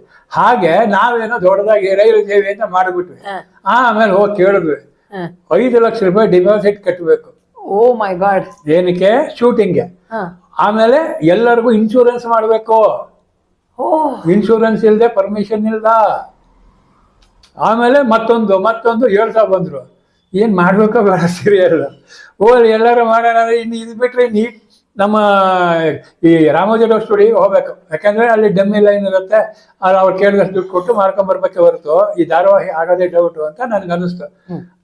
ಆಮೇಲೆ ಒಂದು ಐಡಿಯಾ ಇತ್ತು. ನಾನು ಅವಾಗ ಏನಾಗಿದೆ, ರೈಲ್ವೆಯಿಂದ ಅವರ ಜಾಫರ್ ಶೇಖ್ ಮತ್ತೆ ರೈಲ್ವೆ ನಮ್ಮ ಆನರಬಲ್ ಮಿನಿಸ್ಟರ್, ಬಹಳ ಒಳ್ಳೆ ಮಿನಿಸ್ಟರ್ ಆಗಿನ ಕಾಲದಲ್ಲಿ, ತುಂಬಾ ವರ್ಕ್ ಮಾಡಿದ್ರು ರೈಲ್ವೆ ಇಂಪ್ರೂವ್ಮೆಂಟ್. ಅವ್ರ ಹತ್ರ ನನ್ನ ಡೆಪ್ಯೂಟ್ ಮಾಡಿದ್ರು ವರ್ಕ್. ಸೊ ನಾನೊಂದು ಮಾತು ಹೇಳಿದೆ ಅವ್ರಿಗೆ, ಈ ತರ ರೈಲ್ವೆ ಬಗ್ಗೆ ಹಿಂಗೆ ಮಾಡಿದ್ವಿ, ಒಂದು ಸೀರಿಯಲ್ ಪರ್ಮಿಷನ್ ಬಂದಿದೆ, ನೀವು ದಯವಿಟ್ಟು ಅದನ್ನ ಮಾಡೋದಕ್ಕೆ ಅವಕಾಶ ಮಾಡಿಕೊಡ್ಬೇಕು ಅಂದ. ಆಯ್ತು ಮಾಡಪ್ಪ, ನೀವೇ ಅದನ್ನ ಇನಾಗ್ರೇಷನ್ ಮಾಡಬೇಕು. ಅದನ್ನ ನೀನು ಎಕ್ಸ್ಪೆಕ್ಟ್ ಮಾಡಬೇಡ, ಯಾಕೆಂದ್ರೆ ನಂದು 108 ಕಾರ್ಯಕ್ರಮ ಇರುತ್ತೆ, ದಯವಿಟ್ಟು ನಾನು ಹೇಳ್ತೀನಿ ಕೇಳೋ, ನೀನು ಮಾಡು, ನನ್ನ ಆಶೀರ್ವಾದ ಇದ್ದೇ ಇರತ್ತೆ ಅಂದರು. ಮೇಡಮ್ ಅವ್ರು ಕೂತಿದ್ರು. ಅಂದರೆ ನಮ್ಮ ಜಾಫರ್ ಶರೀಫ್ ಮಿಸ್ಸಸ್ ಅವರು ನಾನು ಅವ್ರಿಗೆ ಒಂದು ಕೇಟ್ರಿಂಗ್ ಸರ್ವಿಸ್ನ ತುಂಬ ನಿಯತ್ತಾಗಿ ಮಾಡ್ತಿದ್ವಿ. ನೋಡು, ನಮ್ಮ ಹುಡುಗ ಏನೋ ಮಾಡ್ದಾನೆ ಅಂದರೆ ಆಗಲ್ಲ ಅಂತೀರಾ, ಪರ್ಮಿಷನ್ ಕೊಡಿ, ಏನೀಗ ಏನಾಗೋಗುತ್ತೆ ಅಂದರು. ಆಯ್ತಪ್ಪ ಅಪ್ಲೈ ಮಾಡ ಅಂತ ಹೇಳಿದ್ರು. ಹೋದ್ವಿ, ಅದೇ ಥರ ಅಪ್ಲೈ ಮಾಡಿದ್ವಿ, ಪರ್ಮಿಷನ್ ಬಂತು. ಜೊತೆಗೆ ಇನಾಗ್ರೇಷನ್ಗೂ ಕೂಡ ಅವರೇ ಬಂದರು. ಅಂದರೆ ಬರ್ತೀವಿ ಅಂತ ಇನ್ವಿಟೇಷನ್ ಪ್ರಿಂಟ್ ಮಾಡಿದ್ವಿ. ಸಾರಾ ಗೋವಿಂದ್ ಅವರು ಒಂದು ಅಧ್ಯಕ್ಷರು, ಅದರ ಕಾರ್ಯಕ್ರಮ ಅಧ್ಯಕ್ಷತೆ. ಅದಾದ್ಮೇಲೆ ಜಾಫರ್ ಶರೀಫ್ ಅವರು ಗೆಸ್ಟ್ ಆಗಿ ಬರ್ತೀನಿ ಒಪ್ಕೊಂಡ್ರು, ಇನ್ವಿಟೇಷನ್ ಹಾಕ್ಬಿಟ್ವಿ, ಎಲ್ಲ ಆಯ್ತು. ನಮ್ಮ ಡಿಪಾರ್ಟ್ಮೆಂಟ್ ಅವ್ರು ನನಗೆ ಬೈದ್ರು, ಯಾಕೆಂದ್ರೆ ಸಾಹೇಬ್ರು ಎಲ್ಲಾ ಕಾರ್ಯಕ್ರಮ ಮುಗಿಸ್ಲಿ, ರಾತ್ರಿ 7 ಗಂಟೆ 1 ಗಂಟೆ ಎಲ್ಲ ಬರ್ತಾರೆ, ಮೊಳಗೆ ಎದ್ದೇಳೋದು ಎಷ್ಟು ಗಂಟೆ, ನಿನಗೆ ಗೊತ್ತಿದ್ದು ಯಾಕೆ ಆ ಥರ 9 ಗಂಟೆ 30 ಇಟ್ಕೊಂಡಿದೀಯ? ಒಳ್ಳೆ ಟೈಮ್ ಅಂತ ಇಟ್ಕೊಂಡಿವಿ ಸರ್ ಅಂದ್ರೆ. ಒಳ್ಳೆ ಟೈಮ್ ಏನೋ ನೆನ್ಪಣ್ಣಿ ಮಾಡ್ತಾರೆ, ಅವ್ರು ಬಂದಾಗ ಬರಲ್ಲ ಅಂತ ಯಾರೇ ಹೇಳಿದ್ರು. ನಾವು ಈ ತಿರುಗಿ ನೋಡೋ ಅಷ್ಟೊಳಗೆ 9 ಗಂಟೆ ಆಯ್ತು, ಅಷ್ಟೊಳಗೆ ಬಂದೇ ಬಿಟ್ರು ಅವರು. ವಾವ್! ನನಗೆ ಪೈಲಟ್ದು ಆ ಸೌಂಡ್ ಕೇಳ್ತಿತ್ತಲ್ಲ, ಪ್ರೊಟೆಕ್ಷನ್ ಫೋರ್ಸ್, ಆ ಸೌಂಡ್ ಕೇಳಿದ ತಕ್ಷಣ ಸ್ವಲ್ಪ ಖುಷಿ ಆಗ್ಬಿಡ್ತು. ಅವರು ಒಳಗಡೆ ಅಂದ್ರೆ ರೈಲ್ ಹೌಸ್ ಅಂತಿದೆ ಕಂಟೋನ್ಮೆಂಟ್, ಅಲ್ಲಿ ನಮ್ದು ಶೂಟಿಂಗ್ ಇದ್ದಿದ್ದು. ಬಂದ್ರು ಮಿನಿಸ್ಟರ್, ನಮ್ಮ ಕಿಟಕಿ ತೆಗೆದ್ಬಿಟ್ಟು ಹೇಳಿದ್ರು, ಎಲ್ಲ ರೆಡಿ ಏನಪ್ಪ? ರೆಡಿ ಸರ್ ಅಂತ. ಸರಿ ಅಂತ ಹೇಳಿದ್ರು. ಬಂದು ನಾನು ಕರೆಕ್ಟಾಗಿ ಕ್ಲಾಪ್ ಮಾಡಿದ್ರು, ಎಲ್ಲ ಮಾಡಿ ನನಗೊಂದು ಶಾಲು ಕೂಡ ಓದಿಸಿ ಚೆನ್ನಾಗಿ ಆಗಲಿ ಅಂತ ಆಶೀರ್ವಾದ ಮಾಡಿ ಹೋದ್ರು. ಅವ್ರು ಹೆಂಗೆ ಆಶೀರ್ವಾದ ಮಾಡೋದು ಅದೇ ತರ ತುಂಬಾ ಸಕ್ಸಸ್ ಆಯ್ತದು. ರೈಲು ಜೀವಿ ಧಾರಾವಾಹಿ ಮನೆಯಲ್ಲೂ ಕೂಡ ಫೇಮಸ್ ಆಗಬೇಕು. ಅದು ಲೈವ್ ಎಷ್ಟು ಎಂತೆಂಥ ರೈಲ್ಗಳನ್ನ ನಿಲ್ಲಿಸಿ ನಮ್ಗೆ ಲೈನ್ ಕ್ಲಿಯರ್ ಮಾಡಿಕೊಟ್ರು ಶೂಟಿಂಗ್ಗೆ. ಆ ತರ ರೈಲ್ ಮುಟ್ಟೋದೇ ಕಷ್ಟ. ಖಂಡಿತ ಸರ್.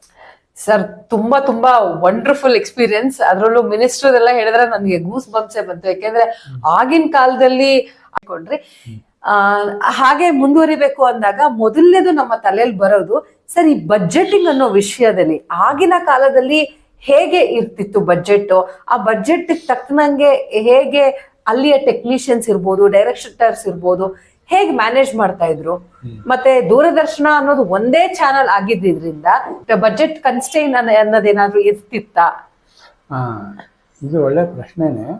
ಈಗ ನಾವು ಧಾರಾವಾಹಿ ಲಿಮಿಟ್ನಲ್ಲಿ ನಾವು ಖರ್ಚು ಮಾಡಬೇಕಾದ್ರೆ ಅಲ್ಲಿ ಆವಾಗ ಆರ್ಟಿಸ್ಟ್ ಪೇಮೆಂಟ್ ಬಹಳ ಕಡಿಮೆ ಇತ್ತು, ಟೆಕ್ನಿಷಿಯನ್ ಪೇಮೆಂಟ್ಗಳು ಜಾಸ್ತಿ ಇದ್ವು. ಅಂದರೆ ಕ್ಯಾಮ್ರಾ ಮತ್ತು ಲೈಟ್ಸು, ಇದರದ್ದು ಎಕ್ವಿಪ್ಮೆಂಟ್ಸು, ಈ ವ್ಯಾನ್ ಬಾಡಿಗೆ, ಜನ್ರೇಟ್ರ್ ಬಾಡಿಗೆ ಇವೆಲ್ಲವೂ ಬಹಳ ಜಾಸ್ತಿನೇ ಇದ್ವು. ನೋಡಿ ಆಗ ಹೈ ಬ್ಯಾಂಡು, ಲೋ ಬ್ಯಾಂಡು ಕ್ಯಾಮ್ರಾಗಳು ಅಂತ ಇದ್ವು. ಈ ಅದಾದಮೇಲೆ ಇನ್ನೂ ವೆರೈಟಿಗಳೆಲ್ಲ ಬಂದವು.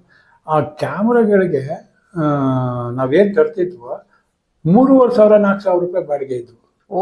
ಆವಾಗ ನಾವು 4,500 ರೂಪಾಯಿ ಒಂದಿನ ಕ್ಯಾಮ್ರಾ ಕೊಡ್ತಾ ಇದ್ವಿ. ಆ ಲೈಟ್ಗೆ ಹೆಚ್ಚು ಕಮ್ಮಿ ಅವಾಗ ಒಂದು 800 ರೂಪಾಯಿ 900 ರೂಪಾಯಿ ಪರ್ ಡೇ ಲೈಟ್ಸ್ಗಳಿಗಾಗೋದು. ಬಾಟ ಒಂದು 600-700 ರೂಪಾಯಿ ಆಗೋದು. ಹೀಗಾಗಿ ಒಂದು ಎಪಿಸೋಡ್ ತಯಾರು ಮಾಡಬೇಕಾದ್ರೆ 15,000 ರೂಪಾಯಿ ಗಂಟೆ ಆಗೋದು ಅವಾಗ. ಈಗ ಆಮೇಲೆ ಇದು ಅಷ್ಟೇ, ಕ್ಯಾಸೆಟ್ಗಳು. ಆ ಕ್ಯಾಸೆಟ್ಗಳು, ಒಂದು ಕ್ಯಾಸೆಟ್ ಅಂದರೆ ಶೂಟಿಂಗ್ ಕ್ಯಾಸೆಟ್ ಅಂತ, ಅದು ಬರೀ 30 ಮಿನಿಟ್ಸು 60 ಮಿನಿಟ್ಸು ಈ ಥರ ಬರೋದು ಕ್ಯಾಸೆಟ್. ಆ 30 ಮಿನಿಟ್ಸ್ ಕ್ಯಾಸೆಟ್ ತಗೊಂಬರ್ಬೇಕಾದ್ರೆ 800 ರೂಪಾಯಿ ಕೊಡಬೇಕಾಗೋದು. ಅಂಥದ್ದು ಇದು ಹೈ ಬ್ಯಾಂಡು, ಇದು ಲೋ ಬ್ಯಾಂಡು, ಈ ಥರ ಒಂದೊಂದು ಕ್ಯಾಸೆಟ್. ಇದಕ್ಕೆ ಇಷ್ಟಿಷ್ಟು ರೇಟ್ ಆಗ್ತಾ ಇತ್ತು. ಇದು ಒಂದು 30 ಮಿನಿಟ್ಸ್ ಶೂಟಿಂಗ್ 30 ಮಿನಿಟ್ಸ್ ಅಂತಂದರೆ ಅದನ್ನು ಹೆಚ್ಚು ಕಮ್ಮಿ ಒಂದು 5-6 ಕ್ಯಾಸೆಟ್ ಬೇಕಾಗೋದು ಒಂದೊಂದು ದಿವಸ ಶೂಟಿಂಗ್ ಮಾಡೋದಕ್ಕೆ. ಅಲ್ಲಿಗೆ ಕ್ಯಾಸೆಟ್ ರೇಟೇ ಜಾಸ್ತಿ ಆಗ್ತಾ ಇತ್ತು. ಯಾಕೆ ಹೇಳ್ತೀರಾ, ಅವಾಗ ಎಲ್ಲ ಜಾಸ್ತಿ. ಆರ್ಟಿಸ್ಟ್ ಪೇಮೆಂಟ್ ಮಾತ್ರ ಭಾಳ ಕಡಿಮೆನೆ. ನಂಬ್ತಿರೋ ಬಿಡ್ತಿರೋ ನೋಡಿ ಹೇಳ್ತೀನಿ. ಕರಿ ಬಸವಯ್ಯ 1,000 ರೂಪಾಯಿ ಕೊಟ್ಟು ಬಂದು ಆಕ್ಟ್ ಮಾಡ್ತಾ ಇದ್ದಾರೆ ನಮ್ಮ ಸೀರಿಯಲ್. ಕರಿ ಬಸವಯ್ಯನವ್ರು ಸಮಾಧಾನ ಧಾರಾವಾಹಿ ಮಾಡಿದ್ದಾರೆ. ನಾನು ಬರ್ದಿದ್ದೆ ಡೈಲಾಗ್. ಅವರು ಸರ್ ನನ್ನ ಹೆಸರು ಕರಿ ಬಸವಯ್ಯ ನಿಜ, ಇದಕ್ಕೆ ಒಂದು ಗಿಮಿಕ್ ಮಾಡ್ಬಿಟ್ರಲ್ಲ ಸರ್, ಏನ್ ಸರ್ ಅದು ಅಂದ. ಯಾತಕ್ಕೆ ನಿಮ್ಮನ್ನ ಕರಿ ಬಸವಯ್ಯ ಅಂತ ಕರೀತಾರೆ ಅಂತ ಒಬ್ರು ಪ್ರಶ್ನೆ ಕೇಳ್ತಾರೆ. ಯಾರೋ ಅರವಿಂದ್ ಅವರು, ನಮ್ಮ ಅನುಭವ ಅರವಿಂದ್ ಆಕ್ಟ್ ಮಾಡಿದ್ದಾರೆ. ಆಗ ಹೇಳ್ತಾರೆ, ನಾನು ಇಂದಿರಾನಗರ್ ಬ್ರಾಂಚಲ್ಲಿ ಕೆಲಸ ಮಾಡ್ತಿದ್ದಾಗ ಕೆಲಸಕ್ಕಿಂತ ಜಾಸ್ತಿ ಆಚರಣೆ ಇರ್ತಾ ಇದ್ದೆ. ಅವಾಗ ಏನ್ ಮಾಡೋರು, ಮ್ಯಾನೇಜರ್ ಫೋನ್ ಮಾಡಿ ಬೆಲ್ ಮಾಡ್ಬಿಟ್ಟು ಬಸವಯ್ಯನ ಕರಿ ಅಂದು ಕೊನೆಗೆ ಕರಿ ಬಸವಯ್ಯ ಅಂತ ಹೇಳಿದ್ರು. ನನಗೆ ಗೊತ್ತಿಲ್ಲ, ಈ ಜೋಕೊಂಡು ನಮಗೆ ಹೇಳ್ಬಿಟ್ರಲ್ಲ. ಇರ್ಲಿ ಸರ್, ತುಂಬಾ ಚೆನ್ನಾಗಿದೆ ಅಂತ ಕರಿ ಬಸವಯ್ಯನವರು ಆ ಆಕ್ಟಿಂಗ್ ಬಗ್ಗೆ ತುಂಬಾ ಒಂದು ಮೆಚ್ಚುಗೆ ಸೂಚಿಸಿದ್ರು. ಆ ಒಂದು ಕ್ಯಾರೆಕ್ಟರ್ನ ಇದು ಮಾಡಿದಾಗ. ಅದೇ ತರ ಧಾರಾವಾಹಿ ಒಳಗಡೆ ಒಂದು ಸನ್ನಿವೇಶ ಬರುತ್ತೆ. ನಿಮ್ಗೆ ಕಿಟ್ಟಿ ಗೊತ್ತಲ್ಲ, ಕಟ್ಟೆ ಕಿಟ್ಟಿ ಅಂತ ತುಂಬಾ ಫೇಮಸ್. ಕೃಷ್ಣಮೂರ್ತಿ ಅಂತ ಅವ್ರು ಒಳ್ಳೆ ಆರ್ಟಿಸ್ಟ್. ಕಟ್ಟೆ ಕಿಟ್ಟಿ ಅಂತ ತುಂಬಾ ಫೇಮಸ್. ಅವರು ಡೈಲಾಗ್ ಕೊಟ್ಬಿಟ್ರೆ ಮಾತಾಡೋಂಗೆ ಇಲ್ಲ, ತುಂಬಾ ಚೆನ್ನಾಗಿ ಮಾತಾಡೋರು ಅವರು. ಆ ಕಟ್ಟೆ ಕಿಟ್ಟಿ ಅವರು ಒಂದು ಡೈಲಾಗ್ ಹೇಳ್ತಾರೆ.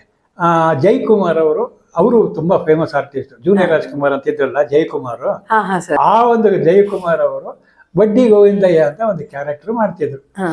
ಆ ಬಡ್ಡಿ ಗೋವಿಂದ ತುಂಬಾ ಫೇಮಸ್ ಆಗ್ಬಿಟ್ಟು ಅವ್ರು ಜಯಕುಮಾರ್ ಅವ್ರನ್ನ ಬಡ್ಡಿ ಗೋವಿಂದಯ್ಯ ಅಂತಾರೆ ಕರೆಯೋರಂತ ಎಲ್ಲರೂ. ಅದು ಮಾಡ್ತಿದ್ದಾಗ ಏನಾಯ್ತು, ಒಂದು ಕ್ಯಾರೆಕ್ಟರ್ ಅಲ್ಲಿ ಅವ್ನು ಕೇಳ್ತಾನೆ, ಕೃಷ್ಣಮೂರ್ತಿ ಅದೇ ನಮ್ಮ ಕಟ್ಟೆ ಕಿಟ್ಟಿ ಅವರು, ಅಲ್ಲ ಕಣಯ್ಯ ಎಷ್ಟು ದಿವಸ ಅಂತ ನೀನ್ ಹೀಗೆ ಬಡ್ಡಿ 6 ಕಾಸು 3 ಕಾಸು ಬಡ್ಡಿ ಕೊಡ್ಕೊಂಡು ನಾಯಿ ತರ ಬೀದಿ ಎಳ್ಕೊಂಡು ಅವ್ರು ಕೊಡಲ್ಲ, ನೀನ್ ಬಿಡಲ್ಲ, ಒಡಾಗ ಜೀವನ ಮಾಡ್ತಿಲ್ಲ, ನನ್ ತರ ಮಾಡಯ್ಯ, ಏನಪ್ಪ ನಿಂದು. ಅದೇ ಕಣು, ಈಗ ನಾನು MLA ಆದ್ನ, ಈಗ ಇನ್ನೊಂದು ಕೌನ್ಸಿಲ್ ಎಲೆಕ್ಷನ್ಗೆ ಇಲ್ಲಿ ಕಂಟೆಸ್ಟ್ ಮಾಡ್ತಾ ಇದ್ದಾರೆ. ಅದು ಅನೌನ್ಸ್ ಆದ ತಕ್ಷಣ ನಾನು ನಿನ್ನ ನಾಮಿನೇಷನ್ ಮಾಡಿಸ್ತೇನೆ, ನೀನ್ ಎಂಟ್ರಾಗೋ ನೋಡ ಆಗ ಹೆಂಗಿರುತ್ತೆ ಅಂದ್ರು. ಏನಿರುತ್ತೆ ಅದ್ರೊಳಗೆ ಏನ್ ಲಾಭ ಇದೆ? ಲಾಭನ ಅದು ಹೇಳಕ್ಕೆ ಆಗೋದಿಲ್ಲ. ಏನಾಗೋದಿಲ್ಲ ಹೇಳಪ್ಪ, ಅದೇನು ನಾನು ಇನ್ವಾಲ್ವ್ ಆಗ್ತೀನಿ. ನೋಡು, ಎಲೆಕ್ಷನ್ ಡಿಕ್ಲೇರ್ ಆಗ್ತಿದ್ದಂಗೆ ನಾನು ನಿನ್ನ ನಾಮಿನೇಷನ್ ಫೈಲ್ ಮಾಡು, ಅದಕ್ಕೆ ಸ್ವಲ್ಪ ದುಡ್ಡು ಖರ್ಚಾಗತ್ತೆ. ನೋಡು, ಈಗ ನಾನು ಹೇಳೋದು ಕೇಳು, ಈ ಫೀಲ್ಡಲ್ಲಿ ಇನ್ವೆಸ್ಟ್ ಮಾಡಿದಷ್ಟು ದುಡ್ಡು ಬರುತ್ತೆ. ಎಷ್ಟು ಇನ್ವೆಸ್ಟ್ ಮಾಡಬೇಕು ಅನ್ನೋದನ್ನ ನಾನು ಹೇಳ್ತೀನಿ. ಎಷ್ಟೊಂದು ಹೇಳೋ, ನೋಡು, 1000 ಹಾಕಿದರೆ 100 ಹಾಕಿದ್ರೆ 1000, 1000 ಹಾಕಿದರೆ ಲಕ್ಷ, ಲಕ್ಷ ಹಾಕಿದ್ರೆ ಕೋಟಿ ಅಂತ, ಕೋಟಿ ಹಾಕಿದ್ರೆ ಹತ್ರ ಬಂದು ಹೇಳ್ತೀನಿ ಲೂಟಿ ಅಂತ. ಅಂದ ತಕ್ಷಣ ಸ್ಟನ್ ಆಗ್ಬಿಟ್ಟು ಆಯ್ತು ನಾನು ಮಾಡ್ತೀನಿ ಅಂತಾನೆ. ಹ. ಈ ಡೈಲಾಗು ಹ. ಪ್ರಜಾವಾಣಿ ಪತ್ರಿಕೆಯಲ್ಲಿ ವಿಮರ್ಶೆ ಬಂದ್ಬಿಟ್ಟಿತ್ತು. ಅರ್ರೆ. ಎಂತ ಡೈಲಾಗ್ ಇದು, ಬರ್ದವ್ರಿಗೆ ಒಂದು ಹ್ಯಾಟ್ಸಪ್ ಅಂತ. ಯಾಕಂದ್ರೆ ಕೋಟಿ ಹಾಕಿದ್ರೆ ಲೂಟಿ ಅಂತ ಆ ಡೈಲಾಗ್ ಹೇಳ್ಬಿಟ್ಟ ಅವ್ರು. ಆಮೇಲೆ ಅವ್ನು ಹಾಕ್ತಾನೆ, ಒಳಗೋಯ್ತಾನೆ, ಅವ್ನ ಕಥೆನ ಮುಗಿಸೋಗ್ಬಿಟ್ಟು ಅದು ಬೇರೆ ಸಮಾಚಾರ. ಕೇಳೋದಕ್ಕೆ ಮಾತ್ರ ಚೆನ್ನಾಗಿತ್ತು ಅಷ್ಟೇನೆ. Yes. ಈ ತರ ಒಂದು ಸನ್ನಿವೇಶಗಳಲ್ಲಿ ತುಂಬಾ ಚೆನ್ನಾಗಿ. ಅದರಲ್ಲಿ ರೈಲು ಜೀವಿ ಒಳಗೆ ತುಂಬಾ famous artist, lady artist Sudha Narasimharaj ಅವರು ಒಳ್ಳೆ ಕ್ಯಾರೆಕ್ಟರ್ ಮಾಡಿದ್ರು. ನರಸಿಂಹರಾಜ್ ಅವ್ರ ಮಗಳು. ಸುಧಾ ನರಸಿಂಹರಾಜ್, ಹೌದು. ನಮ್ಮ ಕೃಷ್ಣಮೂರ್ತಿ ಇವರು, ಆಮೇಲೆ ಸರಿಗಮ ವಿಜಿ, ಹಾ. ಎಲ್ಲ ನಮ್ಮ ಬ್ಯಾಂಕ್ ಜನಾರ್ದನ್ಗೆ ನಂಬ್ತೀರಾ? ನಾವು ಕೊಡ್ತಿದ್ದ ಪಾಪ, ನಮ್ಮ ತುಂಬಾ ಫ್ರೆಂಡ್ ಅವರು. 1,500 ಯಾರು ಮಾಡ್ತಿರೋದು ಒಪ್ಕೊಡ್ತೀರಾ? 1,500 ಪಾಪ ನಿಜವಾಗ್ಲೂ ನಮ್ಗೆ ಎಷ್ಟು ಹೆಲ್ಪ್ ಮಾಡಿದಾರೆ ಆಗಿನ ಕಾಲದಲ್ಲಿ. ಇದ್ರೆ ನಮ್ಮನ್ನ ನಿರ್ದೇಶಕರಂತೂ ಅಲ್ಲ, ನಾವು ಕಲಾವಿದರಂತಲ್ಲ, ಅವ್ರ ಸ್ನೇಹಿತರ ತುಂಬಾ ಟ್ರೀಟ್ ಮಾಡೋದು.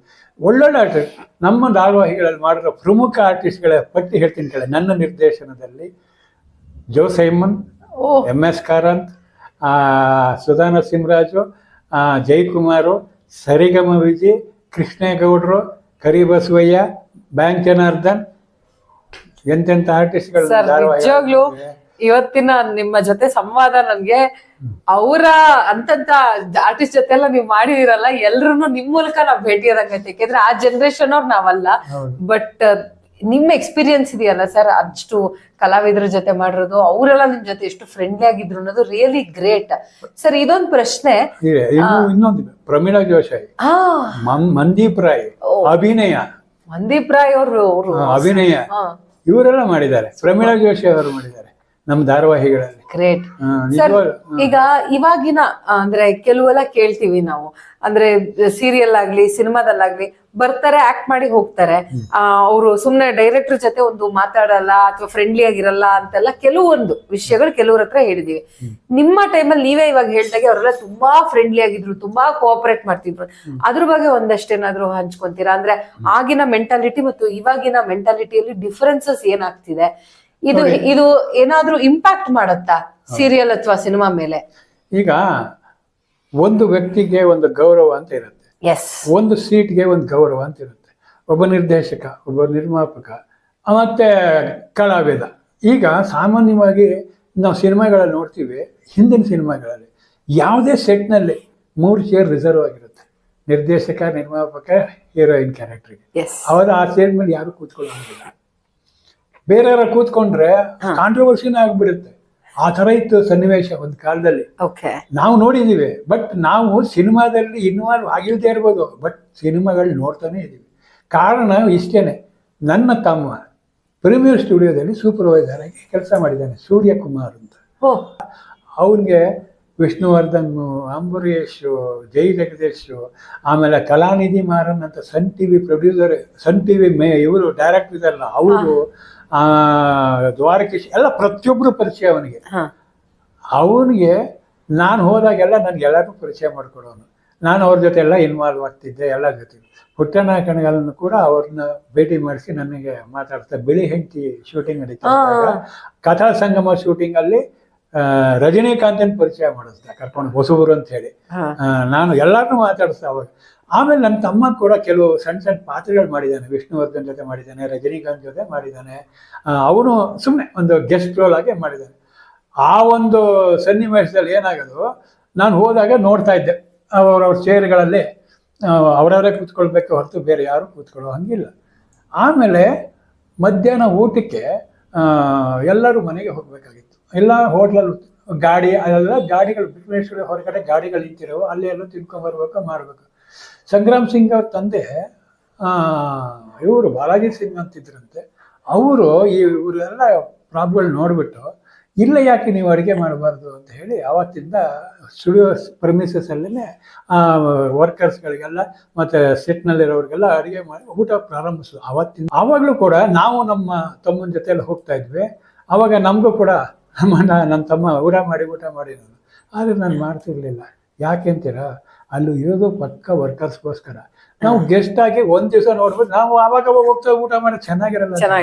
ಆದ್ರೆ ನನ್ನ ತಮ್ಮ ಮಾಡೋದಿಲ್ಲಪ್ಪ ಬೇಡ ಅಂತ ನಾನು ಹೇಳಿ ಬರ್ತಾ ಇದ್ದೆ. ಆಮೇಲೆ ನನ್ನ ತಮ್ಮ ಕೂಡ ಮಾಡ್ತಿರ್ಲಿಲ್ಲ, ಅವನೇ ಸಪ್ರೇಟ್ ಆಗಿ ಅಡುಗೆ ಮಾಡ್ಕೊಳ್ಳೋನು, ಬರೋನು, ಹೀಗೆ ಮಾಡೋದು. ಈ ಪ್ರಿಸ್ಟೇಜಿಯಸ್ ಪಾಯಿಂಟ್ ಇಂದಾಗಿ ಈ ಕಲಾವಿದರಿಗೂ, ನಿರ್ದೇಶಕರು, ನಾಯಕಿಗೂ ಅವರವರು ದೂರದಲ್ಲೇ ಇರೋರು. ಹಾ. ಸೊ ಹಾಗಾಗಿ ಮಿಂಗಳಾಗ ಆಗ್ತಿರ್ಲಿಲ್ಲ, ತುಂಬ ಕಷ್ಟ ಆಗೋದು. ಯಾಕೆಂದ್ರೆ ಅವ್ರು ಡಿಸ್ಟೆನ್ಸ್ ಮೇಂಟೈನ್ ಮಾಡಲಿಲ್ಲ ಅಂದ್ರೆ ಇವನು ಬಹಳ ಏನೋ ಅನ್ಕೊಂಬಿಡೋರು ಜನ. ಅವರು ಮೇಂಟೈನ್ ಮಾಡಕ್ ಹೋಗಿ ಬೆರೆಯಕ್ಕೆ ಆಗ್ತಿರ್ಲಿಲ್ಲ ಸಾರ್ವಜನಿಕರ ಜೊತೆ. ಅವ್ರ ಆಡಿಯನ್ಸೇ ಆಗೋರು, ಇವರು ಆರ್ಟಿಸ್ಟ್ ಆಗೋರು. ಈಗ ಹಾಗಲ್ಲ. ಈಗೇನಂತಂದ್ರೆ ಆರ್ಟಿಸ್ಟ್ ಯಾರು, ಹೀರೋಗಳು ಯಾರು, ಹೀರೋಯಿನ್ ಯಾರು, ಎಲ್ಲರೂ ಅವ್ರಿಗಿಂತನೇ ಜೋರಾಗಿರ್ತಾರೆ. ಆಮೇಲೆ ಪ್ರತಿಭೆನಲ್ಲಿ ಅವ್ರನ್ನ ಕೇಳುವಂಗೆ ಇಲ್ಲ. ಇವತ್ತು ಈಗಿನ ಪರಿಸ್ಥಿತಿಯಲ್ಲಿ ಹಿಂದಿದ್ದಾಗ ಒಂದೊಂದು ಕ್ಷೇತ್ರಗಳಲ್ಲಿ ಯಾರು ಮಿಂಚಿರ್ತಾರೋ ಅವ್ರಿಗೆ ಮಾತ್ರ ಒಂದು ಹೈಲೈಟ್ ಆಗ್ತಾ ಇತ್ತು. ಈಗ ಪ್ರತಿಯೊಂದು ಸಣ್ಣ ಸಣ್ಣ ಕ್ಯಾರೆಕ್ಟರ್ ಹೇಳಿದ್ರು, ಸಣ್ಣ ತಾಂತ್ರಿಕ ಎಲ್ಲರಿಗೂ ಕೂಡ ಹೈಲೈಟ್ ಆಗ್ತಾ ಇದ್ದಾರೆ. ಮತ್ತೆ ಅವಾರ್ಡ್ ಸಹ ಅವಾಗ ಬರೀ ಕೆಲವರಿಗೆ ಮಾತ್ರ ಲಿಮಿಟ್ ಇತ್ತು. ಈಗ ಹಾಗಿಲ್ಲ, ಪ್ರತಿಯೊಂದು ಕ್ಷೇತ್ರದಲ್ಲಿ ಅದೇ ಪ್ರೊಡಕ್ಷನ್ ಬಾಯಿನಿಂದ ಹಿಡಿದು ನಿರ್ದೇಶಕವರೆಗೂ ಪ್ರಶಸ್ತಿಗಳು ಇದ್ದೇ ಇದೆ. ಸೊ ಹಾಗಾಗಿ ಅವರವ್ರ ಕ್ಷೇತ್ರಗಳಲ್ಲಿ ಅವರ ಮಾಡಿದ ಸಾಧನೆ ಗುರುತಿಸ್ತಾ ಇರೋದ್ರಿಂದ ಎಲ್ಲರೂ ಸಾರ್ವಜನಿಕ ಕ್ಷೇತ್ರದಲ್ಲಿ ಇವತ್ತು ಎಲ್ಲರ ಜೊತೆ ಮಿಂಗಲ್ ಆಗಕ್ಕೆ ಅವಕಾಶ ಸಿಕ್ಕಿದೆ. ಆಮೇಲೆ ಈ ಕಾರ್ಯಕ್ರಮಗಳಲ್ಲಿ ಸಾಮಾನ್ಯವಾಗಿ ನಮ್ಮ ಒಂದು ಯಾವುದೋ ಒಂದು ಮೀಡಿಯಾ ಚಾನೆಲ್ಗಳಲ್ಲಿ ಅವರು ಜನಗಳಿಗೆ ಕೊಡುವಂತ ರೆಸ್ಪೆಕ್ಟ್ ಅನ್ನ ಜನ ಮಾಧ್ಯಮಗಳ ಮುಖಾಂತರ ನೋಡ್ಬಿಟ್ಟು ಅವ್ರಿಗೆ ಏನೋ ಒಂಥರ ಸ್ವರ್ಗ ಸಿಕ್ದಂಗೆ ಆಗತ್ತೆ ನಮ್ಮ ಆಡಿಯನ್ಸ್ಗಳಿಗೆ. ಸೊ ಹಾಗಾಗಿ ಅವ್ರು ಎಲ್ಲೇ ಕಂಡ್ರು ಕೂಡ ಅವ್ರನ್ನ ಮಾತಾಡಿಸ್ಬೇಕು, ನೋಡ್ಬೇಕು ಅನ್ನೋದು ಅವರು ಕೂಡ ಅದೇ ತರ ಕೋಆಪರೇಟ್ ಮಾಡ್ತಿದ್ದಾರೆ. ಮುಂಚೆ ಕಲಾವಿದರನ್ನ ನೋಡೋದು ಬಹಳ ಕಷ್ಟ ಆಗ್ತಾ ಇತ್ತು. ಯಾಕೆಂದ್ರೆ ಅವರು ಅದನ್ನ ಮೇಂಟೈನ್ ಮಾಡ್ಬೇಕಿತ್ತು. ಸಾರ್ವಜನಿಕರು ಜಾಸ್ತಿ ಕಾಣಿಸ್ಕೊಳ್ಳುವಂಗಿಲ್ಲ. ಅದು ಕೆಲವು ಅಕೇಶನ್ಗಳಲ್ಲಿ ಮಾತ್ರ, ಫಂಕ್ಷನ್ಗಳಲ್ಲಿ ಮಾತ್ರ, ದೊಡ್ಡ ದೊಡ್ಡ ಫಂಕ್ಷನ್ಗಳಲ್ಲಿ ಮಾತ್ರ ಬರೋದು. ಈಗ ಹಾಗಲ್ಲ, ಸಾರ್ವಜನಿಕರ ಮಧ್ಯೆನೇ ಓಡಾಡ್ತಿರ್ತಾರೆ. ತುಂಬಾ ಚೆನ್ನಾಗಿ ಇವತ್ತು ಒಂದು ನಮ್ಮ ಸಂಪರ್ಕ, ನಮ್ಮ ಅಣ್ಣವ್ರು ಹೇಳ್ದಂಗೆ ಅಭಿಮಾನಿಗಳೇ ದೇವರು ಅನ್ನೋದನ್ನ ಅಕ್ಷರಶಃ ಇವತ್ತು ಕಲಾವಿದರು ಮಾಡಿದ್ದಾರೆ. ಇನ್ನೊಂದು ವಿಶೇಷವಾಗಿ ಹೇಳ್ತೀನಿ, ರಾಜ್ಕುಮಾರ್ ನಮ್ಮ ಅಣ್ಣವರು ನಾಟಕನ ನೋಡಿದ್ದೀನಿ ನಾನು ಹಾಸನದಲ್ಲಿ, ಹಾಸನಾಂಬ ಜಾತ್ರೆಯಲ್ಲಿ. ಅಲ್ಲಿ ಅವಾಗ ನಾಟಕದ ಕಂಪನಿಗಳು ಬರ್ತಾ ಇದ್ವು. ಅಣ್ಣ ತಂಗಿನ ನಾಟಕದಲ್ಲಿ ನರಸಿಂಹರಾಜು, ಬಾಲಕೃಷ್ಣ, ಪಂಡ್ರಿಬಾಯಿ ಇವ್ರ ನಾಟಕನ ಸ್ಟೇಜ್ ಮೇಲೆ ನಾನು ಮುಂದೆ ಕುತ್ಕೊಂಡು ನೋಡಿದ್ದೀನಿ. ರಾಜ್ಕುಮಾರ್ ಅವ್ರ ನಾಟಕನ ನಿಜವಾಗ್ಲೂ ಎಷ್ಟು ಅವಾಗ ಸಿಂಪಲ್ ಆಗಿ ಒಂದು ಪೈಜಾಮ, ಒಂದು ಶರ್ಟ್, ಇಲ್ಲೊಂದು ಟವಲ್ ಹಾಕೊಂಡು ಬರೋರು, ಅದೇ ಅವ್ರ ಡ್ರೆಸ್ಸು. ಸೂಪರ್. ಬಾಲಕೃಷ್ಣ ಮಾಮೂಲಿ ಒಂಥರ ಕಿರಿಕ ಪಾತ್ರ, ನರಸಿಂಹರಾಜ ಕಾಮಿಡಿ ಮಾಮೂಲಿ. ಇದಲ್ಲದೆ ಅದೇ ಸಮಯದಲ್ಲಿ ಚಿಂದೋಡಿ ವೀರಪ್ಪ, ಚಿಂದೋಡಿ ಲೀಲಾ ಅನ್ನೋರು ಒಂದು ಕಂಪನಿ ಕೂಡ ಬರೋದು. ಅವರು ಕಾಮಿಡಿ, ನಾರ್ತ್ ಕರ್ನಾಟಕದವರು. ತುಂಬಾ ಚೆನ್ನಾಗಿ ನಾಟಕಗಳಿಗೆ ತುಂಬಾ ಎನ್ಕರೇಜ್ಮೆಂಟ್ ಇತ್ತು. ಸರ್, ಇದು ನಿರ್ದೇಶಕರು ಅಂತ ಅಂದ್ರೆ ನೀವೇ ಅವಾಗ್ಲೇ ಹೇಳ್ದಾಗೆ ಒಂದು ಅವಾರ್ಡ್ ಅನ್ನೋದು ಸಹ ಅವಾಗ ಬರೀ ಕೆಲವು ಇದಕ್ ಮಾತ್ರ ಕೊಡ್ತಿದ್ರು ಅಂತ ಅವಾಗ್ಲೇ ನಾವು ಡಿಸ್ಕಸ್ ಮಾಡಿದ್ವಿ. ಹಾಗೆ ಈಗ ಟೆಕ್ನಿಕಲ್ ಪೀಪಲ್ ಇರ್ಬೋದು, ಅವ್ರ ಬಗ್ಗೆ ಸಾರ್ವಜನಿಕರಿಗೆ ಏನು ಪರಿಚಯನೇ ಇರ್ತಿರ್ಲಿಲ್ಲ. ಆ ತರದ್ ಏನಾದ್ರು ನಿಮ್ದೊಂದು ಅನುಭವ ಇದೆಯಾ? ಅಂದ್ರೆ ನೀವು ನಿರ್ದೇಶಕರಾಗಿರೋದ್ರಿಂದ ಜನಗಳಿಗೆ ನೀವು ಯಾರು ಅನ್ನೋದು ಪರಿಚಯನೇ ಇಲ್ದೇ ಇರೋ ತರ ಏನಾದ್ರು ಒಂದು ಅನುಭವ ಏನಾರು ಆಗಿದ್ಯಾ? ಈಗ ಮುಂಚೆ ಈ ಅವಾರ್ಡ್ ಅನ್ನೋದು ಆ ಫೀಲ್ಡ್ ಅಲ್ಲಿ ವರ್ಕ್ ಮಾಡೋರ್ಗೆ ಮಾತ್ರ ಗೊತ್ತು ಏನು ಅಂತ. ಸಿನಿಮಾ ನೋಡೋರಿಗೆ ಅವಾರ್ಡ್ ಬಗ್ಗೆ ತಲೆನೇ ಕೆಡಿಸ್ಕೊತಿರಲ್ಲ ಯಾರು. ಈಗ ಕೇಳ್ತಾರೆ ಅದಕ್ಕೇನು ಬಂತ, ಇದಕ್ಕೆ ಬಂತ ಅಂತ. ಮುಂಚೆ ಏನು ಕೇಳ್ತಿರ್ಲಿಲ್ಲ. ಫಿಲಮ್ ನೋಡೋರು ಬರೋರು ಅಷ್ಟೇ ಕೆಲಸ. ನಮ್ಮ ಅಭಿಮಾನಿಗಳು, ನಮ್ಮ ಸಿನಿಮಾ ವೀಕ್ಷಕರಿಗೆ ಏನ್ ಕೆಲಸ ಅಂದ್ರೆ ಸಿನಿಮಾ ನೋಡೋದು ಅಷ್ಟೇ ಕೆಲಸ. ಹಾಡುಗಳು ಹಿಟ್ ಆಯ್ತಾ ಕೇಳೋದು ಅಷ್ಟೇ. ಅವಾಗ ಅಭಿಮಾನ ಎಷ್ಟಿತ್ತು ಅಂದ್ರೆ ನೋಡಿ, ಶಾಂತಲಾ ಥಿಯೇಟರ್ಲಿ ನಾನಿನ್ನ ಮರೆಯಲಾರೆ ರಿಲೀಸ್ ಆಯ್ತು ಆಗಿನ ಕಾಲದಲ್ಲಿ. ನಾನು ಒಂದು 4 ಸಲ ನೋಡಿರ್ಬೋದು, ಇಲ್ಲ ಅಂತ ಹೇಳಲ್ಲ. ಆದ್ರೆ 4 ದಿವಸ ನೋಡಿದ್ಮೇಲೆ ನನ್ಗೇನ್ ಕೆಲಸ, ಪ್ರತಿ ದಿವಸ ಶಾಂತಲಾ ಥಿಯೇಟರ್ ಹತ್ರ ಹೋಗುವೆ. ಯಾಕೆ ಅಂದ್ರೆ ಹೌಸ್ಫುಲ್ ಬೋರ್ಡ್ ಹಾಕಿದಾರ, ಅಣ್ಣವ್ರ ಫಿಲಮ್ ಫುಲ್ ಆಯ್ತು. 100 ದಿವಸ ಹೋಗಿದ್ದೀನಿ ಶಾಂತಲಾ ಥಿಯೇಟರ್ ನೋಡ್ಕೊಂಡ್ ಬಂದಿದ್ದೀನಿ. ಅದೇ ನಮ್ಗೆ ಖುಷಿ, ಹೌಸ್ಫುಲ್ ಆಯ್ತು ಇವತ್ತು, ಯಾವ್ದು ಹೌಸ್ಫುಲ್. ಅದು ನಮ್ಗೇನ್ ಲಾಭ ಅಲ್ಲ, ಅದೊಂದು ಸಂಭ್ರಮ. ಖುಷಿ ನಮ್ಗೆ. ನಮ್ಮ ಅಣ್ಣವ್ರ ಸಿನಿಮಾ ಫುಲ್ ಹೌಸ್ಫುಲ್ ಆಯ್ತು ಅಂತ. ಅದೇ ತರ ಅಣ್ಣವ್ರದ್ದು ಇನ್ನೊಂದು ಫಿಲಮ್ ರಿಲೀಸ್ ಆಯ್ತು ಶಾಂತಿ ಥಿಯೇಟರ್ ಬೆಂಗಳೂರಲ್ಲಿ, ಚಕ್ರತೀರ್ಥ ಅಂತ. ಅದು 4ನೇ ದಿವಸಕ್ಕೆ ಸ್ವಲ್ಪ ರಶ್ ಕಮ್ಮಿ ಆಗುತ್ತೋ, ನಮ್ಗೆ ಎಷ್ಟು ಕಣ್ಣಲ್ಲಿ ನೀರು ಬಂದ್ಬಿಡ್ತು ಅಂದ್ರೆ ಒಳಗೊಂದೇ ಆ ಪ್ರೊಡ್ಯೂಸರು ಓದ್ತಿರಲ್ಲ, ನಾವು ಓದ್ತಿದೀವಿ ಕೂತ್ಕೊಂಡು. ಯಾಕೆಂದ್ರೆ ಅದು ಬಹಳ ಡಿಫರೆಂಟ್ ಟೈಪ್ ಪಿಕ್ಚರ್ ಚಕ್ರತೀರ್ಥ. ಅದು ರಾಜ್ಕುಮಾರ್ಗೆ ನೆಗೆಟಿವ್ ರೋಲ್ ಆದ್ರಿಂದ, ನೆಗೆಟಿವ್ ರೋಲ್ ಅಂತಲ್ಲ, ಇದಕ್ಕೋಸ್ಕರ ನಾವೇ ಸತ್ತೋಗ್ಬಿಟ್ಟಿದ್ವಿ. ಅಷ್ಟು ಹಚ್ಕೊಂಡ್ಬಿಟ್ಟಿದ್ವಿ ನಾವು ಫಿಲಮ್ ಅಂದ್ರೆ. ಆ ತರ ಅವಾರ್ಡ್ ಬಗ್ಗೆ ನಮ್ ತಲೆ ಕೆಡ್ಸ್ಕೊಂತ ಇರ್ಲಿಲ್ಲ. ನಮ್ಮ ಅವಾರ್ಡ್ಗಳು ಶುರುವಾಗಿದ್ದು ಯಾವಾಗ ಅಂದ್ರೆ, ಒಂದು ನಮ್ಮ ಚೋಮನ ದುಡಿ ಮತ್ತೆ ಗಿರೀಶ್ ಕಾರ್ನಾಡ್ ಅವ್ರ ಸಂಸ್ಕಾರ ಫಸ್ಟ್ ಟಾವಿರಾಮ್ ರೆಡ್ಡಿ ಡೈರೆಕ್ಷನ್ ಅಲ್ಲಿ ಬಂದಂತ ಆ ಒಂದು ಸಂಸ್ಕಾರ ಪಿಕ್ಚರ್ ಇದೆಯಲ್ಲ, ಅಲ್ಲಿಂದ ಅವಾರ್ಡ್ಗಳ ಶಕೆ ಶುರುವಾಗಿದ್ದು. ಅಂದ್ರೆ ನನಗೆ ಗೊತ್ತಿರೋ ಪ್ರಕಾರ ಇರುವ ಹಿಂದಕ್ಕೆ, ಬಟ್ ಹಿಂದೆ ಬಂದಿರುತ್ತೆ ಅವಾರ್ಡ್ಗಳು, ಬಟ್ ನಿಜವಾದಂತ ನ್ಯಾಷನಲ್ ಅವಾರ್ಡ್ ಲೆವೆಲ್ಗೆ ಬಂದಿದ್ದು ಸಂಸ್ಕಾರದಿಂದ ಶುರುವಾಯಿತು. ಆಮೇಲೆ ಚೌಮಂದಡ್ ಇವತ್ತು ಸಂಸ್ಕಾರ ಬಂತು, ಆಮೇಲೆ ಇದು ಯಾವ್ದೋ ತಬರನ ಕಥೆ ಬಂತು, ಆಮೇಲೆ ಇನ್ನೊಂದು ತಮಾಷೆ ಏನಂತ ಹೇಳಿದ್ರೆ ಪಣಿಯಮ್ಮ ಪಿಕ್ಚರ್ಗೆ ಅವಾರ್ಡ್ ಬಂತು. ಬೇವಿ ಕಾರಂತ್ ಡೈರೆಕ್ಷನ್ ಇರ್ಬೋದು ಮೋಸ್ಟ್ಲಿ ಅದು. ಪಣಿಯಮ್ಮ ಪಿಕ್ಚರ್ಗೆ ಅವಾರ್ಡ್ ಬಂದಾಗ ಅದ್ರ ಮುಖ್ಯವಾಗಿ ಪಾತ್ರ ಮಾಡಿದ್ದವರು ನಮ್ಮ ಇದರಲ್ಲಿ ಭೂತಯ್ಯ ನಮ್ಮ ಅಯ್ಯೋದಲ್ಲಿ ಮಾಡಿದ್ದಂತ ಆರ್ಟಿಸ್ಟ್ ಅವರು. ಅಂದ್ರೆ ಅವರು ಇವ್ರ ಮಗಳು, ನಮ್ಮ ಗುಬ್ಬಿ ವೀರಣ್ಣವರ ಮಗಳು ಮೊಮ್ಮಗ ಅಂತ ಅವ್ರು ಮಾಡಿದ್ದು. ಅದಾದ್ಮೇಲೆ ಅದಕ್ಕೂ ಅವಾರ್ಡ್ ಬಂತು. ಅವಾರ್ಡ್ ಬಂದ್ಮೇಲೆ ಎಲ್ಲ ಹೇಳಿದ್ರಂತೆ, ನೀವು ಇನ್ನೊಂದ್ 2-3 ಪಿಕ್ಚರ್ ಅದೇ ತರ ಬಂತಂತೆ. ಅದಕ್ಕೆ ಅವ್ರಂತೆ ತಲೆ ಬೋಳ್ಸ್ಕೊಂಡಿದ್ದು ಒಂದೇ ಸಲ ನಾನು ಮತ್ತೆ ಬೋಳ್ಸ್ಕೊಳ್ಳಲ್ಲ ಅಂದ್ರೆ ಅದ್ರಲ್ಲಿ ಪೂರ್ತಿ ತಲೆ ಬೋಳ್ಸ್ಕೊಂಡಿದ್ರಲ್ಲ, ಅದಕ್ಕೋಸ್ಕರ ಸಾಕು ನನಗೆ ಒಂದೇ. ಅದು ನೀವ್ ಡೈರೆಕ್ಟ್ ಮಾಡ್ಬೇಕಾದ್ರೆ ನಿಮ್ಗೆ ಯಾವ್ದಾರ ಆತರ ಅನುಭವ ಆಯ್ತಾ? ಅಂದ್ರೆ ಇವಾಗ ನೀವು ಡೈರೆಕ್ಷನ್ ಅಂತ ಅಂದ ತಕ್ಷಣ ಅವಾಗ ಜನಗಳು ಹೇಗ್ ತಗೊಂತಿದ್ರು ಡೈರೆಕ್ಟರ್ ಅಂದ್ರೆ? ಆ ತರದ ಯಾವ್ದಾರ ಇನ್ಸಿಡೆಂಟ್ಸ್ ಇದ್ರೆ? ಈಗ ನೋಡಿ, ನಾನು ಫಸ್ಟ್ ಟೈಮು ಒಂದು ಕಿರುಚಿತ್ರ ಮಾಡಿದೆ. ಕಿರುಚಿತ್ರ ಅಂತಲ್ಲ, ಅದು 1 hour ಪ್ರೋಗ್ರಾಮ್ ದೂರದರ್ಶನಕ್ಕೋಸ್ಕರ ಮಾಡಿದೆ. ಮನ ಪರಿವರ್ತನೆ ಅಂತ. ಅದು ಒಂದು ಜೈನ ಮುನಿಯ ಕತೆ. ಅಂದ್ರೆ ಒಂದು ಏಕಾಂಕ ನಾಟಕ ನಂದೇನೆ, ನಾನೇ ಬರೆದಿದ್ದು ಏಕಾಂಕ ನಾಟಕ. ಅದಕ್ಕೆ ನಮ್ಮ ದಾನ ಚಿಂತಾಮಣಿ ಅತ್ತಿಮಬ್ಬೆ ಒಂದು ಅವಾರ್ಡ್ ಕೂಡ ಕೊಟ್ಟಿದ್ರು, HB ಜ್ವಾಲನಯ್ಯ ಅಂತ ಅಧ್ಯಕ್ಷರಿದ್ದಾಗ.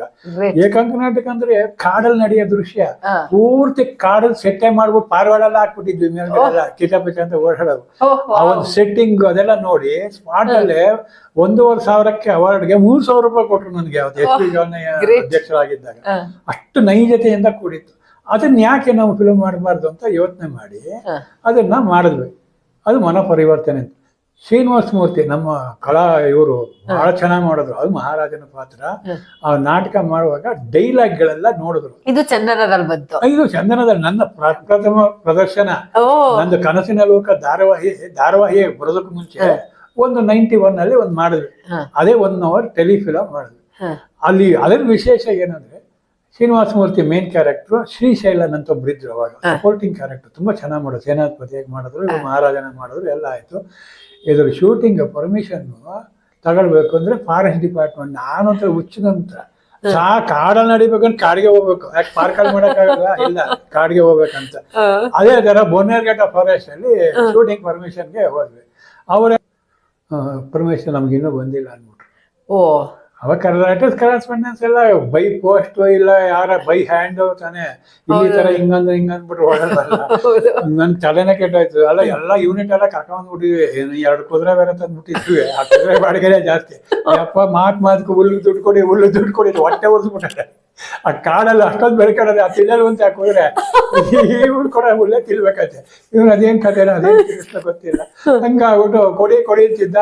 ನಾನಂದೆ ಈಗೇನಪ್ಪ ಇಲ್ಲ ಸರ್ ಪರ್ಮಿಷನ್ ಕೊಡಲ್ಲ ಅವರು, ಅವ್ರು ಲೆಟ್ರ್ ಬರ್ದೆ ಆಗಲ್ವಂತೆ ಅಂದ್ಬಿಟ್ರು.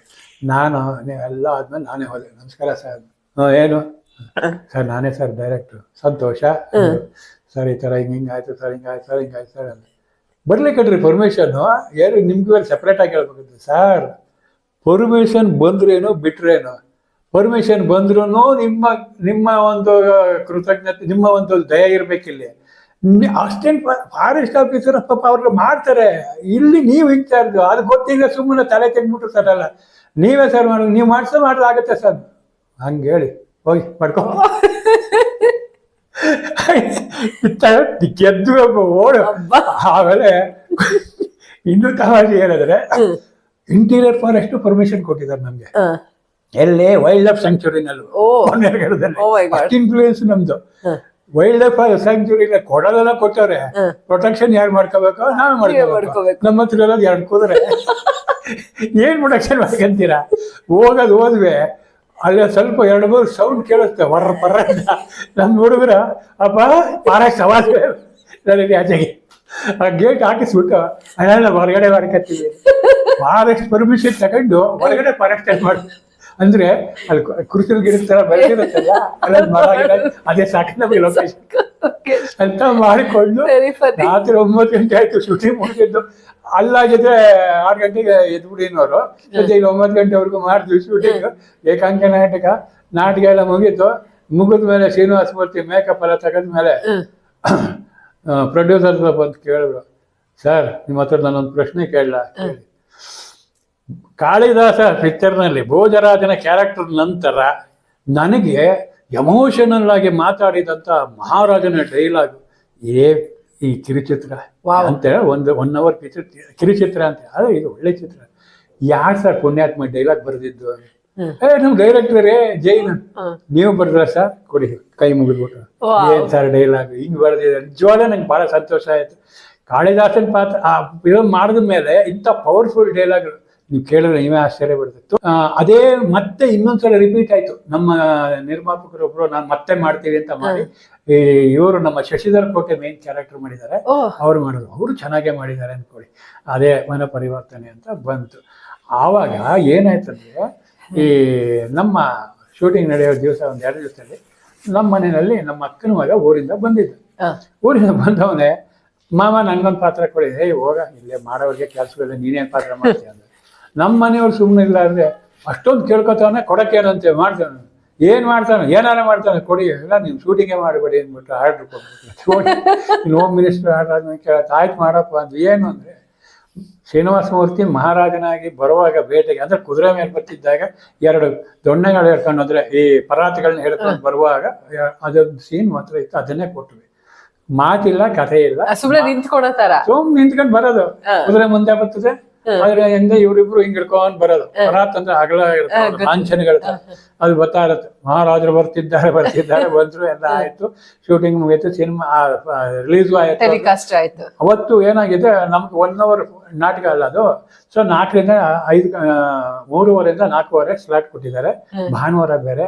ಎಲ್ಲರಿಗೂ ಪಬ್ಲಿಸಿಟಿ. ನಮ್ಮ ಮನೆಯವರು ಅರ್ಧ ಮಾಡಿದ್ದಾರೆ, ಅವ್ರಿಗೂ ಖುಷಿ. ನನ್ನ ಮನೆಯವ್ರದ್ದು ಒಂದು ಬರ್ತಾ ಇದೆ, ಎಲ್ಲರಿಗೂ ಹೇಳ್ಬಿಟ್ಟು ಮಾಡ್ಬಿಟ್ಟು ಯಾರಾದ್ರು ನಮ್ಮನೆ ಅಕ್ಕಪಕ್ಕದ. ಅವಾಗ ನಾವು ಗೋವಿಂದರಾಜ ನಗರದಲ್ಲಿ ಒಂದು ವಟಾರದ ಮನೆ ಇದ್ವಿ.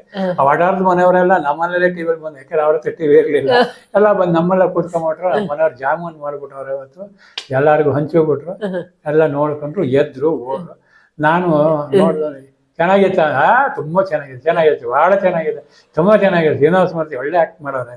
ಆಯ್ತು, ಸರಿ. ಇದು ಡೈರೆಕ್ಷನ್ ಏನನ್ನಿಸ್ತು ನಿಮ್ಗೆ? ಹಂಗಂದ್ರೆ ಏನು ಅಂದ್ರು. ನನಗೆ ಶಾಕ್ ಆಗೋದು.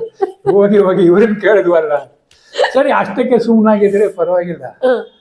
ಅವರೆಲ್ಲ ಎದ್ದವರು, ನಿಮ್ಮ ಅಕ್ಕನ ಮಗ ತುಂಬಾ ಚೆನ್ನಾಗಿ ಮಾಡಿದ್ದಾರೆ ಅಂತ ಅವ್ರು ಏನು ಮಾಡಿದ್ದಾರೆ, ಹಿಡ್ಕೊಂಡು ಬರ್ತಾರೆ. ಅವಾಗ ಅನ್ಕೊಂಡ್ವಿ, ನಿರ್ದೇಶಕ ಎಷ್ಟೇ ಪ್ರಯತ್ನ ಪಟ್ಟರು ಮುಂಭಾಗದಲ್ಲಿರೋರೇ ಹೊರತು ಹಿಂಭಾಗದಲ್ಲಿದ್ದವ್ರು ಯಾರು ನೋಟೆಡ್ ಆಗಲ್ಲ. ಆಗಿನ ಕಾಲಕ್ಕೆ ಹಂಗೆ ನಿರ್ದೇಶಕರು ಯಾರು ಅನ್ನೋದೇ ಗೊತ್ತಾಗ್ತಿರ್ಲಿಲ್ಲ. ಪುಟ್ಟಣ್ಣ ಕಣಗಾಲು, ಸಿದ್ದಲಿಂಗಯ್ಯ, ಇಂಥ ಒಂದು ಭಾರ್ಗವ, ನಮ್ಮ ಸರ್ ಭಾರ್ಗವ ಸರ್, ಇಂಥ ದೊಡ್ಡ ನಿರ್ದೇಶಕರುಗಳು ಅವರು ಏನಾದ್ರು ಚಿತ್ರ ಮಾಡಿದ್ರೆ ನಿರ್ದೇಶಕರ ಹೈಲೈಟ್ ಅಂತ ಅವರೊಂದು ಇದು ಮಾಡ್ಕೊಟ್ರಲ್ವಾ ಜನಕ್ಕೆ. ನಿರ್ದೇಶಕರು ಅಂದ್ರೆ ಅವರು ಅನ್ನೋದು ಭಾವನೆ. ಅವಾಗ ಅದಾದ್ಮೇಲೆ ನಿರ್ದೇಶಕರು ಅನ್ನೋರೇ ಎಷ್ಟು ಇಂಪಾರ್ಟೆಂಟ್, ಈಗ ನಿರ್ದೇಶನ ಎಷ್ಟು ಇಂಪಾರ್ಟೆಂಟ್ ಅನ್ನೋದು ಈಗ ಜನಗಳಿಗೆ ಗೊತ್ತಾಗ್ತಿದೆ. ಸೊ ಯಾವಾಗ ಅಂದ್ರೆ ಕೆಲವು ಫಿಲಮ್ಗಳೆಲ್ಲ ಬಂದು ಆಮೇಲೆ ಈ ನಿರ್ದೇಶನದಲ್ಲಿ ಇನ್ನೊಂದು ವಿಶೇಷ ನಾನು ಹೊಸದಾಗಿ ಗೊತ್ತಾಗಿತ್ತಂದ್ರೆ ಫಾರಿನ್ ಫಿಲಮ್ಗಳಲ್ಲೂ ಕೂಡ ಒಂದಿದೆ. ಈಗ ಒಬ್ರು ಒಂದು ಸಿನಿಮಾ ತೆಗಿಬೇಕಂತಂದ್ರೆ ಅವರು ಸ್ಕ್ರಿಪ್ಟ್ಗೆ ಅಂತ ಮೇನ್ ಪ್ರಿಫರೆನ್ಸ್ ಕೊಡೋದು. ಇಂಗ್ಲಿಷ್ ಫಿಲಮ್ಗಳಲ್ಲಿ ಸ್ಕ್ರಿಪ್ಟ್ಗೆ ಅಂತ ಸೆವೆಂತ್ ಸೆನ್ಸ್ ಅಂತ ಒಂದು ಫಿಲಮ್ ಬಂತು. ಆ ಸೆವೆಂತ್ ಸೆನ್ಸ್ ಫಿಲಮ್ಗೆ ಒಬ್ಬ ಕೇರಳದ ಮೂಲದ ಒಬ್ಬ ವ್ಯಕ್ತಿ ಅದನ್ನ ಸ್ಕ್ರಿಪ್ಟ್ ಮಾಡಿದ್ನಂತೆ. ಆ ಸ್ಕ್ರಿಪ್ಟ್ಗೆ ಮ್ಯಾಕ್ಸಿಮಮ್ ಅಂದ್ರೆ ಹೀರೋಗೆ ಏನ್ ದುಡ್ಡು ಕೊಟ್ಟಿದಾರೋ ಅದಕ್ಕೆ 1.5 ದುಡ್ಡು ಕೊಟ್ಟು ಕೊಂಡ್ಕೊಂಡಂತೆ ಸ್ಕ್ರಿಪ್ಟ್ ನ. ಸೆವೆಂತ್ ಸೆನ್ಸ್ ಯಾವ್ದು ತಮಿಳ್ ಬಂತಲ್ಲ, ಅದ ಏಳಾಮರಿವು ಅದಾ ಅಥವಾ ಅದು ಡಬ್ ಆಗಿರ್ಬೋದು, ಬಟ್ ಇಂಗ್ಲಿಷ್ ನಲ್ಲಿ ಫಸ್ಟ್ ಬಂದಿದೆ. ಆರ್ನಾಲ್ಡ್ ಮೇನ್ ಕ್ಯಾರೆಕ್ಟರ್ ಮಾಡಿದ್ರು. ಸೆವೆಂತ್ ಸೆನ್ಸ್ ಅಂತ. ಆ ಹುಡುಗ ಕೇರಳದವನು, ಮೂಲ ಮಲಯಾಳಿ ಅವನು. ಅವ್ರು ಚಿಕ್ಕ ವಯಸ್ಸೆಲ್ಲ ವಿಡಿಯೋ ಕ್ಯಾಮ್ರಾ ಇಟ್ಕೊಂಡೆಲ್ಲ ಶೂಟ್ ಮಾಡಿ ಅವ್ರ ಅಪ್ಪನ ಹತ್ರ ಎಲ್ಲ ಬಹಳ ಚೆನ್ನಾಗಿ ಆಮೇಲೆ ಒಂದು ಸ್ಕ್ರಿಪ್ಟ್ ಮಾಡಿ ಆ ಸ್ಕ್ರಿಪ್ಟ್ ತಗೊಂಡಾಗ ಆ ಫಿಲ್ಮ್ ಸ್ಕ್ರಿಪ್ಟ್ಗೆ ಮೇನ್ ದುಡ್ಡು ಕೊಟ್ಟಿದಾರಂತೆ, ಹೀರೋ ಅಷ್ಟೇ ದುಡ್ಡು ಕೊಟ್ಟಿದಾರಂತೆ.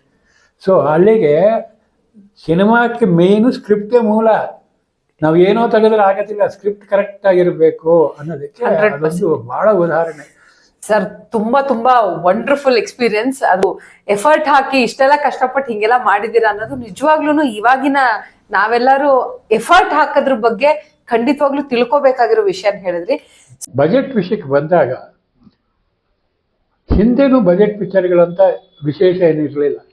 ಒಬ್ಬ ನಿರ್ಮಾಪಕ ತನ್ನಲ್ಲಿದ್ದಂಥ ಒಂದು ಹಣನ ಮಾಡಿ ಒಳ್ಳೆ ಪಿಕ್ಚರ್ ಮಾಡಬೇಕನ್ನೋ ಉದ್ದೇಶದಿಂದ ಬರ್ತಿದ್ರು. ಅದೇ ಥರ ಉದ್ದೇಶ ನಡೀತಾ ಇತ್ತು. ಆಮೇಲೆ ನಿರ್ಮಾಪಕರು ಏನು ಮಾಡೋರು ಅಂದರೆ ನಿರ್ದೇಶಕರ ಒಂದು ಜಾಣ್ಮೆಗೆ ಬೆಲೆ ಕೊಡೋಕ್ಕೆ ಶುರು ಮಾಡಿದ್ರು. ಈಗ ಪುಟ್ಟಣ್ಣ ಕಣ್ಣಿನಲ್ಲೂ ಸಿಗ್ಲಿಂಗ ಇವರೆಲ್ಲ ಒಂದು ಸಿನಿಮಾ ಮಾಡ್ತಾರೆ ಅಂದರೆ ನಿರ್ದೇಶಕರು ನಿರ್ಮಾಪಕರು ನಾನು ತಾನು ಅಂತ ಮುಂದೆ ಬರೋರು. ಯಾಕೆಂದರೆ ಅವರು ಎಲ್ಲ ಚಿತ್ರಗಳಲ್ಲೂ ಯಶಸ್ವಿ ಜೊತೆಗೆ ಒಂದು ವಿಶೇಷ ಇರುತ್ತೆ, ಅದು ಜನಗಳಿಗೆ ರೀಚ್ ಆಗುತ್ತೆ. ಸೊ ಹಾಗಾಗಿ ನಿರ್ಮಾಪಕರ ಹೆಸರು ಕೂಡ ಜನಗಳ ಮನಸ್ಸಿನಲ್ಲಿ ನಿಲ್ಲುತ್ತೆ ಅನ್ನೋ ಭಾವನೆ ಇತ್ತು. ಅದಕ್ಕೆ ಉದಾಹರಣೆ ದ್ವಾರಕೀಶ್ ಅವರು ನಿರ್ಮಾಪಕನಾಗಿನೇ ಫೇಮಸ್ ಆಗಿದ್ದು ಕರೆಕ್ಟ್ ಆಗಿ ಹೇಳಿದ್ವಿ. ಅವ್ರ ಆಕ್ಟಿಂಗ್ ಅಲ್ಲೂ ಫೇಮಸ್ ಆದ್ರೂ ಕೂಡ ಜಾಸ್ತಿ ಫೇಮಸ್ ಆಗಿತ್ತು ನಿರ್ಮಾಪಕರಾಗಿ. ಒಳ್ಳೊಳ್ಳೆ ಚಿತ್ರಗಳನ್ನ ಕೊಟ್ರು. ಆವಾಗ ಅವರು ರಿಸ್ಕ್ ತಗೊಂಡ್ತಾರ, ಎಷ್ಟೋ ರಿಸ್ಕ್ ತಗೊಂಡಂಗೆ ನಮ್ಮಲ್ಲಿ ಕೆಲವರು ನಿರ್ಮಾಪಕರು ಮತ್ತೆ ನಿರ್ದೇಶಕರು ಮತ್ತೆ ಕಲಾವಿದರುಗಳು ರಿಸ್ಕ್ ತಗೊಂಡಿದ್ದು ನನಗೆ ಗೊತ್ತಿರೋ ಪ್ರಕಾರ ನಮ್ಮ ಅನುಭವದಲ್ಲಿ ನಮ್ಮ ಕ್ರೇಜಿ ಸ್ಟಾರ್ ರವಿಚಂದ್ರನ್ ಅವರು ರಿಸ್ಕ್ ತಗೊಳ್ಳೋದ್ರಲ್ಲಿ ನಂಬರ್ 1. ಆಮೇಲೆ ನಮ್ಮ ದ್ವಾರಕೀಶ್ ಅವರು ರಿಸ್ಕ್ ತಗೊಳ್ಳೋದ್ರಲ್ಲಿ ನಂಬರ್ 1. ಅದಾದ್ಮೇಲೆ ನಮ್ಮ ಅವ್ರ ಎಕ್ಸ್ಪೆರಿಮೆಂಟಿಗೆ ಓಪನ್ ಇರು, ಎಸ್ಪೆಷಲಿ ಹೌದು ನೀವ್ ಹೇಳ್ದಂಗೆ ರವಿಚಂದ್ರನ್ ಸರ್ ಅವ್ರ ಕ್ರಿಯೇಟಿವಿಟಿಗೆ ಫಸ್ಟ್ ಪ್ರಿಫರೆನ್ಸ್. ಅದಕ್ಕೆ ಎಷ್ಟು ಖರ್ಚಾದ್ರೂ ಪರವಾಗಿಲ್ಲ ಅಂತ ಎಷ್ಟೋ ಸಂದರ್ಶನದಲ್ಲಿ ನಾವು ನೋಡಿದೀವಿ. ಇಲ್ಲ ಅದೊಂಥರ ನಮ್ಮ ನೀವ್ ಹೇಳ್ದಾಗೆ ಸರ್ ಕನ್ನಡ ಚಿತ್ರರಂಗಕ್ಕೆ ನಿಜವಾಗ್ಲೂ ರವಿಚಂದ್ರನ್ ಸರ್ ಕೊಟ್ಟಿರುವಂತಹ ಏನ್ ಕ್ರಿಯೇಟಿವಿಟಿ ಇದೆ ಅದು ಬೇರೆಯವರೆಲ್ಲ ನಮ್ ಕಡೆ ತಿರುಗಿ ನೋಡಂಗ್ ಮಾಡ್ತು ಅಂತ ಹೇಳ್ಬೋದಲ್ವಾ ಸರ್? ಅಷ್ಟು ಅವರ ಒಂದು ಪ್ರೇಮಲೋಕ ಯಾವಾಗ ಸೃಷ್ಟಿ ಆಯ್ತೋ ಕ್ರಿಯೇಷನ್ ಇದೇ ಕ್ರಿಯೇಟಿವಿಟಿನೇ ಬದಲಾವಣೆ ಆಗೋಯ್ತು. ಕ್ರೇಜ್ ಹುಚ್ಚಾಗೋಯ್ತು ಜನ. ನಾನು ಎಷ್ಟೆಲ್ಲ ನೋಡಿದೆ ನನಗೆ ಗೊತ್ತಿಲ್ಲ ಪ್ರೇಮಲೋಕ ಕಾಂಬಿನೇಷನ್ ಒಬ್ಬೊಬ್ರದ್ದು. ಒಂದ್ ಸೀನ್ ಅಲ್ಲಿ sir do you remember bike ನ ಹಾರ್ಟ್ ಶೇಪ್ ಅಲ್ಲಿ ಎಷ್ಟು ಬೈಕ್ ತರಿಸಿರ್ಬೇಕು ಅನ್ಸುತ್ತೆ. ಅದೇ ಹೇಳಿದ್ನಲ್ಲ, ಆ ಒಂದು ರಿಸ್ಕ್ ತಗೊಳ್ಳೋದ್ರಲ್ಲಿ ನಂಬರ್ 1 ನಮ್ಮ ಕ್ರೇಜಿ ಸ್ಟಾರ್ ರವಿಚಂದ್ರನ್ ಅವರು. ಇತ್ತೀಚಿನ ದಿನಗಳಲ್ಲಿ ಅಂದ್ರೆ ಎಲ್ಲಾ ವಯಸ್ಕರ ಜನನು ಆಕರ್ಷಣೆ ಮಾಡಿದ್ದು ನಮ್ಮ ಡಾಕ್ಟರ್ ಪುನೀತ್ ರಾಜ್ಕುಮಾರ್. ಯಾವ ವಯಸ್ಸಿಗೆ ಸಿನಿಮಾ ಬೇಕು, ಯಾವ ವಯಸ್ಸಿನವರಿಗೆ ಸಿನಿಮಾ ಬೇಕು, ಎಲ್ಲರಿಗೂ ಆ ಒಂದು ಸಿನಿಮಾ ಹೆಡ್ಸೋ ತರ ಮಾಡಿದ್ದಾರೆ. ಅದಕ್ಕೆ ನಮ್ಗೆ ತುಂಬಾ ಹ್ಯಾಟ್ಸ್. ಸರಿ, ನೀವು ಅವ್ರ ಹೆಸರು ಹೇಳಿದ್ರಿ. ಮತ್ತೆ ನನಗೆ ಒಂದ್ ವಿಷಯ ನಿಮ್ಮ ಮತ್ತೆ ಅವರ ಒಂದು ಇನ್ಸಿಡೆಂಟ್ ಇದೆ, ಅದನ್ನ ಒಂಚೂರು ಹಂಚ್ಕೊಂಡ್ರೆ. ಯಾಕೆಂದ್ರೆ ನಾನು ಪುನೀತ್ ಸರ್ ಅವ್ರ ಅಭಿಮಾನಿ, ಮತ್ತೆ ತುಂಬಾ ಜನ ಅಭಿಮಾನಿಗಳು ನೋಡ್ತಿರ್ತಾರೆ. ಹೇಗೆ ನೀವು ಅವರು ಬಾಲ್ಯರಿದ್ದಾಗ ಒಂದ್ ಇನ್ಸಿಡೆಂಟ್ ಏನೋ ಇತ್ತು, ಅದನ್ನೊಂದು ಹಂಚ್ಕೊಳ್ಳಿ. ಈಗ ನಮ್ಮ ಡಾಕ್ಟರ್ ಪುನೀತ್ ರಾಜ್ಕುಮಾರ್ ಅವರು ಬಾಲನಟನಾಗಿದ್ದಾಗ 10ನೇ ವರ್ಷದಲ್ಲಿ ಬೆಟ್ಟದ ಹೂವು ಅಂತ ಒಂದು ಚಿತ್ರ, ಮೈ ಫೇವ್ರೆಟ್ ಮೂವಿ. ಹೌದಾ? ಬೆಟ್ಟದ ಹೂವು. ಆ ಬೆಟ್ಟದ ಹೂವು ಆ ಮಗು ಮಾಡಿದೆ ಅಂತ ನೋಡೋದಿರ್ಲಿ, ಒಳ್ಳೆ ಕಲಾವಿದ, ತುಂಬಾ ನುರಿತ ಕಲಾವಿದ ಮಾಡ್ದಂಗೆ ಆ ಪುನೀತ್ ಮಾಡಿದ್ದು. ಒಂದೊಂದು ದೃಶ್ಯಗಳು, ಒಂದೊಂದು ಅಭಿನಯ, ಒಂದು ಸೆಂಟಿಮೆಂಟ್ಸ್ಗಳು ತುಂಬಾ ಚೆನ್ನಾಗಿತ್ತು. ಅವಾಗ ನಾನು ನೋಡಿದೆ, ಒಂದು 5-6 ಸಲ ನೋಡಿರ್ಬೋದು ಬೆಟ್ಟದ ಹೂವು. ಆಮೇಲೆ ಅದ್ರ ಜೊತೆ ಕಾಂಬಿನೇಷನ್ ಅನುಭವ ಅರವಿಂದ್ ಅವರು ಒಂಥರ ಕಾಮಿಡಿಯಾಗಿ ತಗೊಂಡಾಗ ಸೀನ್ ಇದೆಯಲ್ಲ, ಅವರು ಕೂಡ ನನ್ನ ಅಭಿಮಾನಿ ಆಗ್ಬಿಟ್ರು ಆವಾಗ. ಸೊ ಈ ಎಲ್ಲರನ್ನ ಅಂದ್ರೆ ಪುನೀತ್ ರಾಜ್ಕುಮಾರ್ ಆವಾಗ ಬಾಲ ಕಲಾವಿದರಾಗಿದ್ದಾಗ, ಆಮೇಲೆ ಇವರು ವಸಂತಿ ಮೇಡಮ್ ಹೇಗ್ ಮಾಡಿದ್ದಾರೆ ಸರ್? ಅವರೆಲ್ಲ ಮಾತಾಡೋ ಹಂಗೆ ಅಂತ ಹೇಳ್ತಾರೆ. ಬೆಟ್ಟದ ಹೂ ಟೈಮ್ ಅವಾರ್ಡ್ ಬಂದಿತ್ತಲ್ಲ, ಅವತ್ತು ಪ್ರಯುಕ್ತ ಅವನಿಗೆ ಸನ್ಮಾನ ಮಾಡಿದಾಗ ಅವನು ತುಂಬಾ ಖುಷಿಯಾಗಿದ್ದ ಹುಡುಗ. ಎಲ್ಲಾ ಕಡೆ ಓಡಾಡ್ಕೊಂಡು ಅಂಕಲ್ ಅಂಕಲ್ ಜೈನ್ ಅಂಕಲ್ ಅನ್ಕೊಂಡು ಓಡಾಡ್ಕೊಂಡಿದ್ದ.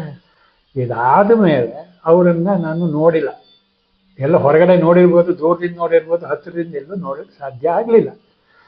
ನಮ್ಮ ರಾಘವೇಂದ್ರ ರಾಜ್ಕುಮಾರ್ ಸರ್ ಅವರ ಒಂದು ಅಮ್ಮ ಅಂತ ಒಂದು ಚಿತ್ರದ ಒಂದು ಟ್ರೈಲರ್ ರಿಲೀಸ್ ಆದಾಗ ನಮ್ಗೆ ಆತ್ಮೀಯರೊಬ್ರು, ಅಂದ್ರೆ ನಾವು ಆ ಸಿನಿಮಾದ ನಿರ್ದೇಶಕರಿದ್ದಾರಲ್ಲ ಮಂಜು ಅಂತ ಹೇಳ್ತಾರೆ, ಅವರು ನನಗೊಂದು ಇನ್ವೈಟ್ ಇತ್ತು. ನಾನು ಹೋಗಿದ್ದೆ, ನಾನು ನೋಡ್ತಾ ಕೂತಿದ್ದೆ. ಅವತ್ತು ನನ್ನ ಅಳಿಯ ಕೂಡ ಜೊತೆಲಿದ್ರು. ಆಗ ಪುನೀತ್ ರಾಜ್ಕುಮಾರ್ ಮೇಲಿಂದ ಬಂದ್ರು. ಎಲ್ಲಿ ಅಂದ್ರೆ ನಮ್ಮ ಚಾಮರಾಜಪೇಟೆ ಕಲಾಭವನದಲ್ಲಿ ಎಲ್ಲರೂ ಪುನೀತ್ ಸರ್ ಅಂತೆಲ್ಲ ಮುಚ್ಕೊಂಡ್ರು. ನಾನು ನನ್ನ ಸೀಟಲ್ಲೇ ಮಧ್ಯದಲ್ಲಿ ಕೂತಿದ್ದೆ. ಅವರು ನಮ್ಮ ಹತ್ರ ಬರುವಾಗ ಕರೆಕ್ಟಾಗಿ ಯಾರು ಇರ್ಲಿಲ್ಲ. ನಮಸ್ಕಾರ ಪುನೀತ್ ಅವರಿಗೆ ಅಂದೆ. ಅಂಕಲ್ ಅದು ಗೊತ್ತಾಗ್ಲಿಲ್ಲ ಅಂದ್ರು. ನೀನು ಬೆಟ್ಟದ ಅವಾರ್ಡ್ ಬಂದಾಗ ನಿನಗೆ ಸಾಹಿತ್ಯ ಪರಿಷತ್ನಲ್ಲಿ ಸನ್ಮಾನ ಮಾಡಿದ ಜ್ಞಾಪಕ ಇದೆಯಾ ಅಂದೆ. ಜೈನ್ ಅಂಕಲ್ ಅಲ್ವಾ ಅಂದ. ನನಗೆ ಏನ್ ಅನ್ಬೇಕಾದ್ರೆ ಗೊತ್ತಾಗಲ್ಲ. ಎಷ್ಟು 30, 35, 40 ವರ್ಷ ಆಗಿದೆ.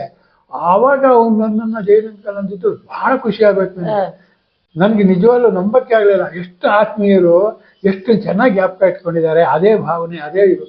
ಅವತ್ತು ನಿಜವಾಗ್ಲೂ ನನಗೆ ಅವರು ತೀರೋದಾಗಂತೂ ನನಗೆ ಏನ್ ಮಾಡ್ಬೇಕಂತಾನೆ ಗೊತ್ತಾಗ್ಲಿಲ್ಲ. ಬಹಳ ಫೀಲ್ ಮಾಡ್ಕೊಂಡೆ. ಈಗ ಈ ದೂರದರ್ಶನದ ನಿಮ್ಮ ಒಂದು ಜರ್ನಿ ಮತ್ತೆ ಇದರ ಏನಿದೆ, ಇದು ಒಂದು ಫಂಟಾಸ್ಟಿಕ್ ಎಕ್ಸ್ಪೀರಿಯನ್ಸ್. ನಮ್ಗೆ ಆಕ್ಚುಲಿ ಏನಂತಾರೆ, ನಾವೇ ಒಂದ್ ರೌಂಡ್ ಬಂದಾಗೈತೆ ಸರ್ ನಿಮ್ಮ ಮಾತನ್ನ ಕೇಳಿ. I could visualise everything. ಅಂದ್ರೆ ಆ ಒಂದು ಕಾಲಕ್ಕೆ ನಮ್ಮನ್ನ ನೀವು ಕರ್ಕೊಂಡು ಹೋಗಿ ಬಂದ್ರಿ. ಈಗ ನಾನು ಕೇಳ್ಪಟ್ಟ ಹಾಗೆ ನೀವು ಸಿನಿಮಾ ಒಂದಕ್ಕೆ ಏನು ಕೈ ಹಾಕಿದ್ದೀರಾ, ಆ ಸಿನಿಮಾ ಇಂಡಸ್ಟ್ರಿನಲ್ಲಿ ಏನ್ ಇವಾಗ ಮುಂದುವರಿತಾ ಇದ್ದೀರಾ. ಈಗ ಹೊಸದಾಗೆ ನಿಮ್ಮದೇ ಆದಂತ ಒಂದು ಚಿತ್ರ ಬರ್ತಾ ಇದೆ, ಗಗನ ಕುಸುಮ ಅಂತ. ಅದ್ರ ಬಗ್ಗೆ ಒಂದೆರಡು ಚೂರು ಮಾತಾಡಿ. ಅದು ಏನು ಏನು ನಿಮ್ಗೆ ಪ್ರೇರಣೆ ಮಾಡ್ತು, ಏನ್ ಕಾನ್ಸೆಪ್ಟ್ ಅದು ಅನ್ನೋದು ಒಂಚೂರು ಹೇಳಿ ಸರ್. ಈಗ ಎಲ್ಲರೂ ಎಲ್ಲಾ ಚಿತ್ರಗಳ ಬಗ್ಗೆ, ಅಂದ್ರೆ ಹೀರೋಯಿನ್ ಬಗ್ಗೆ ಜಾಸ್ತಿ ಬಂದಿದೆ. ಕಲಾವಿದರುಗಳಲ್ಲಿ ಸುಮಾರು ಜನದ್ದು ಬಂದಿದೆ, ಇಲ್ಲ ಅಂತ ಹೇಳೋದಿಲ್ಲ. ಸಿನಿಮಾ ರಂಗದ ಬಗ್ಗೆ ಸಾಕಷ್ಟು ಜನ ಮಾಡಿದ್ದಾರೆ. ಆದರೆ ನಿರ್ಮಾಪಕರು, ನಿರ್ದೇಶಕರ ಬಗ್ಗೆ ಯಾವ ಸಿನಿಮಾನು ಸಿಗೋದಿಲ್ಲ ನಿಮ್ಗೆ. ಕಷ್ಟ, ಬಹಳ ಕಷ್ಟ. ನಿರ್ಮಾಪಕರ ಬಗ್ಗೆ ಸಿಗೋದೇ ಇಲ್ಲ, ನಿರ್ದೇಶಕರ ಬಗ್ಗೆ ಗೊತ್ತೇ ಇರಲ್ಲ ಎಷ್ಟೋ ಜನ. ನಿರ್ದೇಶಕ ಅವ್ನ ಪಡ ಅವ್ನು ಮಾಡ್ತಾನೆ, ಹೋಗ್ತಾನೆ. ಏನ್ ಮಾಡ್ತಾರೆ ನಿರ್ದೇಶಕರು, ಏನ್ ಮಾಡ್ತಾರೆ, ಅವ್ರದ್ದು ಏನ್ ತೆಗಿಯೋದು ಅನ್ನೋ ಭಾವನೆ ಇರ್ತೋ ಏನೋ.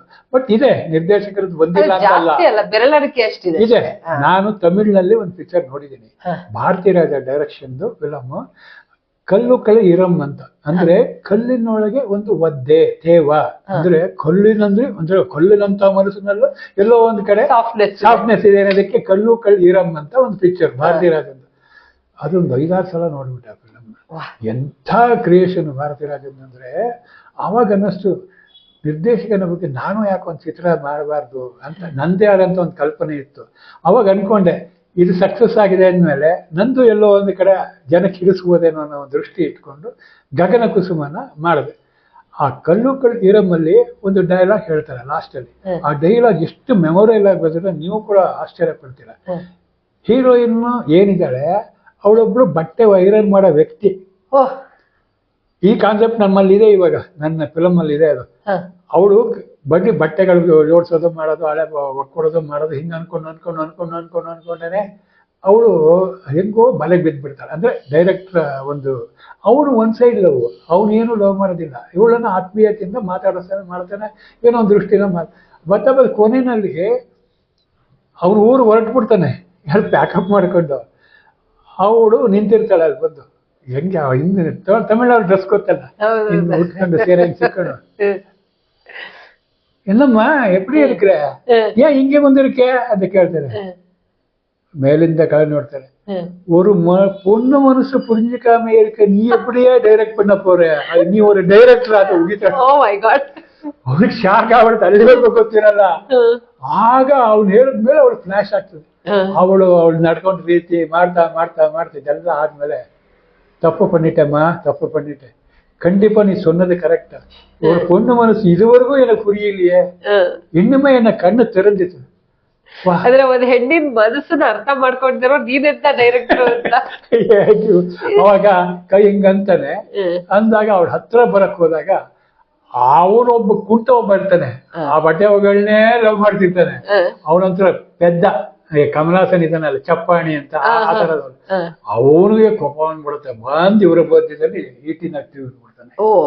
ಅವನ ಆ ಕಡೆ ಇವನ ಈ ಕಡೆ ಸ್ಪಾಟ್ ಡೆತ್ ಆಗ್ತಾನೆ. ಅವನ್ ತಡ್ಕೊಳಲ್ಲ, ನನ್ನ ಲವರ್ನ ಇವ್ನು ಹೊಡ್ಕೊಳ್ಳೋಗ್ಬಿಡ್ತಾನೆ ಡೈರೆಕ್ಟ್. ಎಷ್ಟು ಚೆನ್ನಾಗಿದೆ ಕಾನ್ಸೆಪ್ಟ್ ಅಂದ್ರೆ ಕಲ್ಲು ಕಳೆಯರು. ನೀವೆಲ್ಲ ಇದ್ರಲ್ಲಿ ನೋಡ್ತೀವಿ, ನೀವು ಹೇಳಿದ್ರಲ್ಲ ಸರ್, ಖಂಡಿತ ಡೈರೆಕ್ಟರ್ ತುಂಬಾ ಚೆನ್ನಾಗಿ ಮಾಡಿದ್ರು. ಆ ತರದ ಒಂದು ಡೈರೆಕ್ಟರ್ ಮೇಲಿರುವಂತ ಕಥೆ, ಡೈರೆಕ್ಟರ್ ಮೇಲಿರೋ ಕಥೆ. ಅದನ್ನ ನೋಡಿ ನನ್ಗನ್ನಿಸ್ತು, ನನಗೂ ಕೆಲವು ವಿಷಯಗಳಿತ್ತು. ಒಬ್ಬ ನಿರ್ದೇಶಕನ ಸ್ಥಾನನ ಹೈಲೈಟ್ ಮಾಡ್ಬೇಕು ಅಂತ ಒಂದು ಚಿತ್ರ ನೋಡೋಣ ಅನ್ಕೊಂಡು ಮಾಡ್ಬೇಕು ಅನ್ಕೊಂಡಾಗ ಕಾನ್ಸೆಪ್ಟ್ ಇದು ಗಗನ ಕುಸುಮ ಅನ್ನೋದು ನನಗೆ. ನಮ್ಮ ಫ್ರೆಂಡ್ ಒಬ್ರು ಪ್ರೇಮ್ ಅಂತ ಒಬ್ರು ಇದ್ದಾರೆ, ಅವರು ನಿರ್ದೇಶಕನ ಕಥೆ ಮಾಡ್ಬೇಕಾದ್ರೆ ಒಬ್ಬ ಒಳ್ಳೆ ನಿರ್ದೇಶಕನ ಅವರು ಹೇಳ್ತಾ ಇದ್ರು. ಆಗ ಇದೇ ತರ ಸುಂದರ್ನಾಥ್ ಸುವರ್ಣ ಛಾಯಾಗ್ರಹಣ ಅವರ ನಿರ್ಮಾಣದಲ್ಲಿ ಗುಡ್ಡದ ಭೂತ ಅಂತ ಒಂದು ಧಾರಾವಾಹಿ ಬಂತು. ಹೌದು, ತುಂಬಾ ಫೇಮಸ್ ಇತ್ತು. ಆ ಟೈಮಲ್ಲಿ ಕನಸಿನ ಲೋಕ ಅಂತ ನನ್ನ ಧಾರಾವಾಹಿ ಸ್ಟಾರ್ಟ್ ಆಯ್ತು. ನಮ್ದು ಫುಲ್ ಕಾಮಿಡಿ, ಅವ್ರ ಫುಲ್ ಸಸ್ಪೆನ್ಸ್ ಥ್ರಿಲ್ಲರ್. ಎರಡು ಚೆನ್ನಾಗೇ ಹೋಗೋದು, ಎರಡು ಚೆನ್ನಾಗಿ ಏರಲ್ಲಿ ಬರ್ತಾ ಇದೆ. ಕನಸಿನ ಲೋಕ ಅಂದ್ರೆ ಗೊತ್ತಾಗೋದು, ಬಂದು ಕೂತ್ಕೊಳ್ಳೋದು. ನಮ್ದು ಸಸ್ಪೆನ್ಸ್ ಎಲ್ಲ ಇರೋದು. ಆದ್ರೆ ಅದರಲ್ಲಿ ನಾಯಕಿಯ ಪಾತ್ರ ಒಂದು ಕ್ರಿಯೇಟ್ ಮಾಡಿದ್ವಿ. ಆ ನಾಯಕಿಯ ಪಾತ್ರ ಹೇಳ್ಬೇಕಂದ್ರೆ ಅವತ್ತೊಂದು ದಿವಸಕ್ಕೆ ಚಿಕ್ಕಣ್ಣ ಅಂತ ಒಬ್ರು ಡೈರೆಕ್ಟರ್ ಇದ್ರು. ಇವ್ರದ್ದು ಮಾಲಾಶ್ರೀ ಒಂದು ಫಿಲಮ್ ಶೂಟಿಂಗ್ ನಡೀತಾ ಇತ್ತು. ಮಾಲಾಶ್ರೀ ಅವರು 7 ಗಂಟೆ ಕರೆಕ್ಟ್ ಆಗಿ ಸ್ವಲ್ಪ ಟಿವಿ ಹಾಕಿನವ್ರಂತೆ ನಮ್ಮ ಕನಸಿಗೆ. ಯಾಕೆ ಅಂದ್ರೆ ಅವ್ರದ್ದೇ ಅಂತ ಕತೆ. ಅಯ್ಯೋ ಯಾಕೆ ನನ್ನ ಥರದ್ದೇ ಕತೆ ತೆಗೆದ ಆ ಥರ ದೊಡ್ಡ ದೊಡ್ಡ ಆರ್ಟಿಸ್ಟ್ಗಳು. ಅದಾದ್ಮೇಲೆ ಒಂದ್ಸಲ ಈ ಸಾರ್ಥಕ ಬದುಕು ಅಂತ ಒಂದು ದೂರದರ್ಶನಕ್ಕೆ ಒಂದು ಅರ್ಧ ಗಂಟೆ ಮಹಾವೀರ ಜಯಂತಿ ಪ್ರೋಗ್ರಾಮ್ ಮಾಡ್ಬೇಕಾಯ್ತು. ಅದಕ್ಕೆ ಕ್ಯಾರೆಕ್ಟರ್ಗೆ ಇವ್ರನ್ನ ನೋಡಿದ್ವಿ, ದೊಡ್ಡಣ್ಣ ಅವ್ರನ್ನ ನೋಡೋಣ ಅಂತ ಯಾರೋ ಹೇಳಿದ್ರು. ಅವ್ರ ಪರಿಚಯ ಅಂದ್ರೆ ಕರ್ಕೊಂಡು ಹೋದ್ರು. ಪೀಣ್ಯದಲ್ಲಿ ಅವ್ರ ಮನೆಗೆ ಹೋದ್ವಿ, ಕೂತ್ಕೊಂಡು ಮಾತಾಡ್ತಾ ಇದ್ವಿ. ಈಗೆಲ್ಲ ನಂಗೆ ಬರ ಕಣಪ್ಪ, ಹೋಯ್ತು ಬಿಡು ಸಿನಿಮಾ. ಆ ಸೀರಿಯಲ್ಗಳೆಲ್ಲ ಸರಿಯಾಗಲ್ಲಪ್ಪ, ಅವ್ರು ಏನೇನೋ ಅವ್ರು ನೋಡಿ ಇವ್ರು ಬೆಳೀತಾ ಮಾಡಲ್ಲ, ಹಂಗೆ ಅಂದ್ರು. ಏನು ಕತೆ? ಈ ಥರ ಬರುತ್ತೆ. ಆಯಿತು ನೋಡಿ, ನಾನು ಹೇಳ್ತೇನೆ, ಈಗ ಮೊನ್ನೆ ಒಂದು ಸೀರಿಯಲ್ ಮುಗೀತು, ಭಾಳ ಚೆನ್ನಾಗಿ ಬಂತು. ಆ ಥರ ಇರ್ಬೇಕು ನೋಡಿ ಕತೆ. ಯಾವುದೋ ಸಿನಿಮಾ ಬಗ್ಗೆ ಮಾಡೋದು. ಏನಪ್ಪ ಲೋಕ ಮಗನ್ ಕೇಳ, ಕನಸಿನ ಲೋಕ. ಕನಸಿನ ಲೋಕ ಅಂತ ಬಂತು ನೋಡಿ. ಗಾಂಧಿನಗರದಲ್ಲಿರೋ ಮಸಾಲೆ ಎಲ್ಲ ಹರಿದಿಟ್ಬಿಟ್ಟವ್ರೆ. ಅವ್ರೇನೋ ನನ್ ಸಿಕ್ಕಿದ್ರೆ ನಾನು ಅದಕ್ಕೆ ಇನ್ನೊಂದು ಸ್ವಲ್ಪ ಕೋಳಿ ಹರಿತಿದ್ದೆ ಅಂದ್ರು ಅವರು. ನಾನೇನು ಹೇಳಲಿಲ್ಲ, ನಾನು ಸುಮ್ಮನೆ ಕೂತಿದ್ದೆ. ನಾನೇನು ಹೇಳಲಿಲ್ಲ, ಸುಮ್ಮನೆ ಕೂತು ನೋಡ್ತಾ ಇದ್ದೆ. ನಮ್ಮ ಪ್ರೊಡ್ಯೂಸರು, ಹೌದಾ ಸರ್? ಹೌದು ಸರ್. ಅವ್ರು ಯಾರು ಡೈರೆಕ್ಟರ್ ಅಂತ ಗೊತ್ತಾ ಸರ್? ಅದಪ್ಪ ಅದ್ಯಾರು ಜೈನ್ ಅಂತೆ. ಇವರೇ ಸರ್, ನಾಗೇಂದ್ರ ಕುಮಾರ್. ಅಣ್ಣ ನೀವಾ? ಹೌದಣ್ಣ. ಹೌದು ಸರ್, ನಾನೇ ನಾಗೇಂದ್ರ ಕುಮಾರ್. ಎಲ್ಲ ನಮ್ಮನ್ನೇನು ಕನ್ಸಲ್ಟೇ ಮಾಡಲಿಲ್ಲಪ್ಪ, ನಿನ್ನಿಷ್ಟ ಪ್ರಕಾರ ಮಾಡ್ಬಿಟ್ಟೆ. ನಮಗೆ ಕೇಳಬಾರ್ದು ಒಂಚೂರು, ಇನ್ನೂ ಮಿಂಚಿಸ್ತಾ ಇದ್ವಲ್ಲ, ಇಲ್ಲಿ ಬಾಯಿಲಿ ಅಂತ ತಪ್ಕೊಂಡ್ರು ಸರ್. ಆ ಮನುಷ್ಯ ಹೋಗಿ ನಾನು ಮೋಡನೆ ಬರ್ದಂಗಾಯ್ತು. ಅಂತ ಅಪ್ರಿಸಿಯೇಷನ್ ಯಾವಾಗ ಕೇಳಿದ್ವು. ನಾವು ಫಿಲಮ್ ಮಾಡಿದ್ವಿ, ಆ ಸೀರಿಯಲ್ ಮಾಡಿದ್ವಿ. ಒಂದು ಸೀರಿಯಲ್ ಅಲ್ಲಿ ಇವರು ಜೋಸೈಮನ್ ಅವರು ಒಂದು ಮಾತು ಹೇಳೋದು, ಜೈನ್ ಅವರಂತೆ ನೀವಂತೆ ಡೈಲಾಗ್ಸ್ ಎಲ್ಲ ಬರ್ದಿರೋದು. ಹೌದು ಸರ್. ಎಷ್ಟು ನಿಮ್ಗೆ ಏಜು ಅಂದರು. ಆವಾಗ ನಮಗೆ ಹೆಚ್ಚು ಕಮ್ಮಿ ಒಂದು 60-62 ಆಗಿತ್ತು. 60 ಈಗ ಜನ ರಿಟರ್ನ್. ಅಲ್ಲ ರೀ, ನನಗೂ ಅಷ್ಟೇ ಅಂದರು. ಹೌದಾ ಸರ್? ನೀವು ಅಲ್ಲ ರೀ, 60 ವರ್ಷ ಅಂತೀರ, ನೀವು ನಮ್ಮ ಏಜ್ನವ್ರೆ, ನೀವು ಅವಾಗ ಯಾಕೆ ಡೈಲಾಗ್ ನಮಗೆ ಬರ್ಕೊಡ್ಲಿಲ್ಲ ಅಂತ. ಮೋಹಿನಿ ಕ್ಯಾರೆಕ್ಟ್ರು ಅದರೊಳಗೆ ಫಾರೆಸ್ಟ್ ಶೂಟಿಂಗು. ಯಾವ ಫಾರೆಸ್ಟ್? ದೊಡ್ಡ ಬಸ್ತಿ ಹತ್ರ ಒಂದು ಮೋರಿ ನೀರು ಹರಿಯುತ್ತೆ, ಅಲ್ಲಿ ಕಾರಲ್ಲಿ ಶೂಟಿಂಗ್ ಮಾಡ್ತಲ್ಲ, ಒಂದು ಮನೆ ಗೆಸ್ಟ್ ಹೌಸ್ ಒಂದು ಯಾರೋ ಇದೆ, ಅಲ್ಲಿ ಒಳಗಡೆ. ನಾನು ರಾತ್ರಿ ಹೊತ್ತು ಊಟ ಮಾಡಲ್ಲ, ನಾವು ಜೈನರು, ಸ್ಟ್ರಿಕ್ಟಾಗಿ ಫಾಲೋ ಮಾಡ್ತೀನಿ ನಾನು. ನಮ್ಮ ಇವರೇ ಕೇಳಿದ್ರು, ನಮ್ಮ ರಾಜೇಶ್ ಅವರು, ಸರ್ ಏನು ತಿನ್ನಲ್ಲ ಅಂತ ರಾತ್ರಿ, ಅದು ಹೆಂಗ್ರಿ ಇರ್ತೀರ ನೀವು ಅಂತ. ಅಭ್ಯಾಸ ಸರ್ ಅಂತ ಹೇಳಿದೆ. ಹಾಗೆ ಎಲ್ಲರೂ ಊಟ ಹೋಗ್ಬಿಟ್ರು. ಅದು ದೆವ್ವದ ಒಂದು ಮೋಹಿನಿ ಸೆಟ್ ಶೂಟಿಂಗ್ ನಡೀತಾ ಇರೋದು. 2 ದೆವ್ವ, ಒಂದಲ್ಲ. ಎಲ್ಲ ಓಡಾಡ್ಬಿಟ್ರ. ಕಾಡಲ್ಲಿ ಯಾರಿಲ್ಲ. ನಾನು ನೋಡ್ತೀನಿ ಎಲ್ಲಾ ಕಡೆ ಬೆಳಿಗ್ಗೆ ನನಗೆ ಏನ್ ಮಾಡ್ಬೇಕು ಅಂತ ಗೊತ್ತಾಗಿಲ್ಲ. ನಾನೇನ್ ಮಾಡ್ಬಿಟ್ಟೆ, ಮೊಬೈಲ್ ಅಲ್ಲಿ ಹಾಡು ಹಾಕೊಂಡು ಕೂತ್ಕೊಂಡ್ಬಿಟ್ಟೆ. ಈ ಹಾಡು ಬಗ್ಗೆ ಯಾವ ಕಡೆ ತಿರುಗೇ ನೋಡಿಲ್ಲ, ಯಾವ ಜಾಗ ನೋಡಿದ್ರು ಬೆಳಿಗ್ಗೆ ಕಾಣ್ತದೆ. ನಾವೇ ಸೃಷ್ಟಿ ಮಾಡಿದ್ರೆ 2 ಮೋಹಿನಿಗಳು. ಅದು ತುಂಬಾ ಚೆನ್ನಾಗಿ ಬಂತು, ಅದೇ ಧಾರಾವಾಹಿ. ಅದು ಕೂಡ ತುಂಬಾ ಜನ ಅಪ್ರಿಸಿಯೇಷನ್ ಇದೆಲ್ಲ ಬಂತು. ಲೆಜೆಂಡ್ಸ್ ಗಳ ಜೊತೆಲಿ ಇದ್ದು ನಿಮ್ಮ ಲೈಫ್ ನ ಇನ್ನು ಟ್ರಾವೆಲ್ ನಾನು ಯಾರ ಹತ್ರನೂ ಹೇಳ್ಕೊಂಡಿಲ್ಲ. ಈ ಮಾಧ್ಯಮದಲ್ಲಿ ಒಳ್ಳೆ ಸಂದರ್ಭ ಆಯ್ತು. ಈ ಮಾಧ್ಯಮದಲ್ಲಿ ಹೇಳ್ತಾರೆ ಇದೆ ಫಸ್ಟ್. ನಾನು ಯಾರು ಅನ್ನೋದು ಸದ್ಯದಲ್ಲಿ ಡೈರೆಕ್ಟ್ರು ಅನ್ನೋದು ಗೊತ್ತಿತ್ತೆ ಅಷ್ಟೇ ಹೊರತು.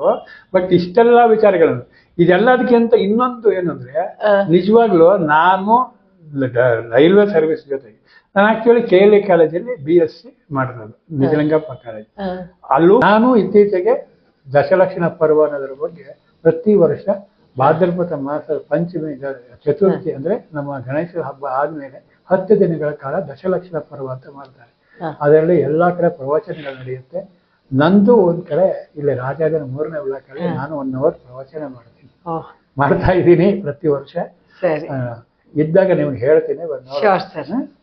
ಸರ್, ಇಷ್ಟೊತ್ತು ನೀವು ನಿಮ್ಮ ಲೈಫಿನ ಸ್ಟೋರಿ ಎಷ್ಟು ಚೆನ್ನಾಗಿತ್ತು ಅಂದ್ರೆ ನಿಜವಾಗ್ಲೂ ನಾನೇ ಒಂದ್ಸತಿ ನಿಮ್ ಲೈಫ್ ಎಲ್ಲ ನೋಡ್ಕೊಂಡು ಬಂದಂಗ ಅನ್ನಿಸ್ಬಿಡ್ತು. ನಿಮ್ಮ ಅನುಭವ ಇರ್ಬೋದು, ನಿಮ್ಮ ಮಲ್ಟಿ ಟಾಸ್ಕಿಂಗ್ ಟ್ಯಾಲೆಂಟ್ ಇರ್ಬೋದು, ನೀವ್ ಎಲ್ಲಾ ಕೆಲಸನ ಪರ್ಫೆಕ್ಟ್ ಆಗಿ ಮಾಡೋ ವಿಷಯಗಳಿರ್ಬೋದು, ಇದೆಲ್ಲ ಕೇಳಿದ್ರೆ ತುಂಬಾ ಇನ್ಸ್ಪೈರಿಂಗ್ ಆಗಿತ್ತು ಸರ್. ಅಷ್ಟೇ ಅಲ್ದೇನೆ ನಿಮ್ ಜೊತೆ ಕೆಲಸ ಮಾಡಿದವರು ಇವಾಗ ಏನೇನ್ ದೊಡ್ಡ ದೊಡ್ಡ ಲೆಜೆಂಡ್ಸ್ ಅವರೆಲ್ಲ ನಿಮ್ ಜೊತೆ ಏನ್ ಕೆಲಸ ಮಾಡಿದ್ದಾರೆ ಇವೆಲ್ಲ ಕೇಳಿ ನಿಜವಾಗ್ಲೂ ಇವತ್ತಿನ ಸಂದರ್ಶನ ನಮ್ಮ ಸೌಭಾಗ್ಯ ಅಂತಾನೆ ನಾನು ಹೇಳ್ಬೋದು. ಸೊ ಏನು ಇವತ್ತಿನ ಟಾಪಿಕ್ ಇತ್ತು ಅಂದ್ರೆ ನನ್ನ ಕತೆ ಸಿನಿಮಾ ಜೊತೆ ಅನ್ನೋದು. ಸೊ ಈ ಒಂದು ಟಾಪಿಕ್ ಗೆ ನಿಜವಾಗ್ಲೂ ಆಪ್ಟ್ ಆಗಿತ್ತು, ಯಾಕೆಂದ್ರೆ ನಿಮ್ಮ ಸಿನಿಮಾ ಜರ್ನಿ ಏನಿದೆ, ಈ ಸಿನಿಮಾ ಜರ್ನಿ ಅನ್ನೋದ್ರಲ್ಲಿ ಎಲ್ಲ ಏನ್ ಚಂದನ ಇರ್ಬೋದು, ಚಾನಲ್ ಅಲ್ಲಿ ಮಾಡಿರೋದು, ನಾಟಕಗಳಿರ್ಬೋದು, ಕಿರುಚಿತ್ರ ಇರ್ಬೋದು, ಅದರ ಜೊತೆ ಇರುವಂತಹ ನಿಮ್ಮ ಲೈಫ್ ಸ್ಟೋರಿ ಮತ್ತೆ ಅದಕ್ಕೆ ಸಂಬಂಧಪಟ್ಟಂತಹ ಏನ್ ವಿಷಯಗಳಿದೆ ಇದನ್ನೆಲ್ಲ ನೀವು ನಮಗೆ ಮುಕ್ತವಾಗಿ ಒಂದು ಸಂಕ್ಷಿಪ್ತವಾಗಿ ಮುಕ್ತವಾಗಿ ನೀವು ನಮ್ಮ ಹತ್ರ ಹೇಳ್ಕೊಂಡಿದ್ದಕ್ಕೆ ತುಂಬಾ ತುಂಬಾ ತುಂಬಾ ಖುಷಿ ಆಯ್ತು. ಅಷ್ಟೇ ಅಲ್ಲದೆ ನಾನು ಪರ್ಸನಲಿ ತುಂಬಾ ಎಂಜಾಯ್ ಮಾಡಿದೆ, ಹಾಗೆ ವೀಕ್ಷಕರು ಸಹ ಈ ಸಂದರ್ಶನನ ಖಂಡಿತವಾಗ್ಲೂ ಎಂಜಾಯ್ ಮಾಡ್ತಾರೆ. ಈ ಒಂದು ವಿಷಯ ಮಂಥನದಲ್ಲಿ ಸಾಕಷ್ಟು ವಿಷಯಗಳು ಬಂದು ಹೋಗಿದೆ, ಅಂದ್ರೆ ನಿಮ್ ನಿರ್ದೇಶನದಲ್ಲಿರ್ಬೋದು ಅಥವಾ ಸಿನಿಮಾ ರಂಗ ಇರ್ಬೋದು, ನಾಟಕ ಇರ್ಬೋದು, ಅವಾಗಿನ ಲೈಫ್ ಸ್ಟೈಲ್, ಇವಾಗಿನ ಲೈಫ್ ಸ್ಟೈಲು. ಸೊ ಈ ವಿಷಯಗಳೆಲ್ಲ ಖಂಡಿತವಾಗ್ಲೂ ಒಂದು ಮಂಥನವಾಗಿ ಎಷ್ಟೋ ಆಚೆಗಡೆ ಬಂದು ಇದು ಜನರಿಗೆ ತಲುಪಿದೆ. ಹಾಗೆ ನನಗೂ ಸಹ ತುಂಬಾ ಇನ್ಸ್ಪೈರಿಂಗ್ ಆಗಿದೆ ನಿಮ್ ಸ್ಟೋರಿ ಸರ್. ಮತ್ತೆ ನೀವೇನ್ ಇವಾಗ ಚಿತ್ರ ನೆಕ್ಸ್ಟ್ ಬಿಡುಗಡೆ ಆಗ್ತಾ ಇದೆ, ನಿಮ್ಮ ಚಿತ್ರ ಗಗನ ಕುಸುಮ ಅನ್ನೋದು, ಅದ್ರಲ್ಲೂ ನೀವ್ ಆಗ್ಲೇ ಹೇಳ್ದಂಗೆ ಇದು ಹೀರೋ ಮತ್ತು ಹೀರೋಯಿನ್ ಅನ್ನೋದಕ್ಕಿಂತ ಒಬ್ಬ ನಿರ್ದೇಶಕನ ಮೇಲೆ ಮಾಡಿರುವಂತಹ ಕತೆ ಅಂತ ಹೇಳಿದ್ರಲ್ಲ, ನಿಜವಾಗ್ಲೂ ಇದು ತುಂಬಾ ಇಂಪಾರ್ಟೆಂಟ್ ಸ್ಟೋರಿ ಅಂತ ನನಗೆ ಅನಿಸಿಕೆ ಆಗುತ್ತೆ. ತುಂಬಾ ಖುಷಿ ಆಯ್ತು ಸರ್ ನೀವು ನಮ್ಮ ಕಾರ್ಯಕ್ರಮಕ್ಕೆ ಬಂದಿದ್ದಕ್ಕೆ. ಸೊ ನೋಡಿದ್ರಲ್ಲ ವೀಕ್ಷಕರೇ, ಇವತ್ತಿನ ಏನು ವಿಷಯ ಮಂಥನದಲ್ಲಿ ನೀವು ಹೆಚ್ಚು ಹೆಚ್ಚು ಹೆಚ್ಚು ವಿಷಯಗಳನ್ನ ನೀವು ತಿಳ್ಕೊಂಡಿದ್ದೀರಾ. ಹಾಗೆ ಇವತ್ತು ನಮ್ಮ ಏನ್ ಗೆಸ್ಟ್ ಇದ್ದಾರೆ ನಾಗೇಂದ್ರ ಕುಮಾರ್ ಜೈನ್ ಸರ್, ಅವರ ಮಾತುಗಳನ್ನ ನೀವೇ ಕೇಳಿದೀರಾ. ನಾನಂತೂ ತುಂಬಾ ಎಂಜಾಯ್ ಮಾಡಿದೆ. ಡೆಫಿನೆಟ್ಲಿ ನೀವು ಈ ಸಂದರ್ಶನನ ಎಂಜಾಯ್ ಮಾಡ್ತೀರಾ ಅಂತ ನನ್ ಖಂಡಿತವಾಗ್ಲೂ ಆಶಿಸ್ತೀನಿ, ನಂಬಿದ್ದೀನಿ. ಸೊ ಇನ್ನ ಹೆಚ್ಚು ಹೆಚ್ಚು ವಿಷಯಗಳು ಇದೇ ವಿಷಯ ಮಂಥನದಲ್ಲಿ ಇನ್ನೂ ಸಾಕಷ್ಟು ಬರುತ್ತೆ. ನೀವು ಈಗಾಗ್ಲೇ ನೀವು ನೋಡ್ತಾ ಇರೋ ಹಾಗೆ ವಿಲ್ ಕ್ರಿಯೇಷನ್ ಇಂಗ್ಲಿಷ್ ಮತ್ತು ವಿಲ್ ಕ್ರಿಯೇಷನ್ ಕನ್ನಡ ಯೂಟ್ಯೂಬ್ ಚಾನೆಲ್ಗಳು ಏನಿದೆ ಅದಕ್ಕೆ ದಯವಿಟ್ಟು ಸಬ್ಸ್ಕ್ರೈಬ್ ಮಾಡಿ, ಬೆಲ್ ಐಕಾನ್ ನ ಒತ್ತಿ. ಕಮೆಂಟ್ ಸೆಕ್ಷನ್ ನಲ್ಲಿ ನೀವು ನಿಮ್ಮ ವಿಚಾರಗಳನ್ನ ದಯವಿಟ್ಟು ನಮಗೆ ತಿಳಿಸ್ಬೇಕು, ನಿಮ್ಮ ಅಭಿಪ್ರಾಯನ ತಿಳಿಸ್ಬೇಕು ಅಂತ ನಾನು ಕೇಳ್ಕೊಂತೀನಿ. ಕಾರ್ಯಕ್ರಮಕ್ಕೆ ಬಂದಿದ್ದಕ್ಕೆ ನಿಮ್ಗೆ ಧನ್ಯವಾದಗಳು ಸರ್. ಯಾರೋ ಒಂದು ಆತ್ಮೀಯರ ಜೊತೆ ನಾನು ಮಾತಾಡ್ತಾ ಇದ್ದೀನಿ ಒಂದು ಅನುಭವ ನನಗೆ. ಎಷ್ಟೋ ದಿನಗಳಾಗಿತ್ತು ನಾನು ಮಾತಾಡೋದೇ ಬಿಟ್ಬಿಟ್ಟಿದ್ದೆ. ಇಷ್ಟು ಮಾತಾಡ್ತೀನಿ ಅಂತ ನನಗೆ ಗೊತ್ತಿಲ್ಲ, ಸಿಕ್ಕಾಪಟ್ಟೆ ಮಾತಾಡ್ಬಿಟ್ಟಿದ್ದೀನಿ. ಅದಕ್ಕೋಸ್ಕರ ನಿಮ್ಮ ಸಮಯ ವ್ಯರ್ಥ ಮಾಡಿದ್ದೀನಿ, ಅಮೂಲ್ಯವಾಗಿತ್ತು ಸರ್. ಸೊ ಹಾಗಾಗಿ ಈ ಒಂದು ಸಂದರ್ಶನ ಸಮಯದಲ್ಲಿ ನಾನು ಎಷ್ಟೋ ಜನರ ಹೆಸರುಗಳು ಬಿಟ್ಟಿರ್ಬೋದು. ಅಕಸ್ಮಾತ್ ನಾನೇನಾದ್ರು ತಪ್ಪು ಮಾತಾಡಿರ್ಬೋದು, ಅದೇನಾದ್ರು ಅವ್ರಿಗೇನಾದ್ರು ಮನ್ಸಿಗೆ ನೋವಾಗೋದು ದಯವಿಟ್ಟು ಕ್ಷಮಿಸಿ. ಇದು ಮಾತಿನ ಭರದಲ್ಲಿ ಬಂದಿದೆ ಹೊತ್ತು ನಾನು ಯಾರಿಗೂ ಏನು ಹೇಳಬೇಕು ಅಂತಲ್ಲ. ಸೊ ಹಾಗಾಗಿ ಹಂಸ ಕ್ಷೀರ ನ್ಯಾಯದಂತೆ ನೀವು ನಮ್ಮ ಸಂದರ್ಶನ ರೀತಿ ತಗೊಳ್ಬೇಕಾಗಿ ಕೇಳ್ತೀನಿ. ಇದಕ್ಕೆ ಅವಕಾಶ ಮಾಡಿಕೊಟ್ಟ ನಿಮ್ಮ ವಿಲ್ ಕ್ರಿಯೇಷನ್ಸ್ ಅವರು ಒಂದು ಒಳ್ಳೆಯ ಒಂದು ಶ್ರೇಯಸ್ಸು ಪಡೆಯಲಿ, ಅದು ಮತ್ತು ಹೆಚ್ಚಷ್ಟು ಸಬ್ಸ್ಕ್ರೈಬ್ಗಳಿಗಾಗಲಿ, ಅದಕ್ಕೆ ಬೇಕಾದಂತ ಒಂದು ನಾವು ಕೂಡ ಅದಕ್ಕೆ ಸಹಾಯ ಮಾಡೋಣ ಅಂತ ಹೇಳ್ತಾ ಸಂದರ್ಶನ ಮುಗಿಸ್ತಾ ಇದ್ದೀನಿ. Thank you so much sir. ಇದು ನಮ್ಮ ಕಿರುಕಾಣಿಕೆ ಬಹಳ ಸಂತೋಷ.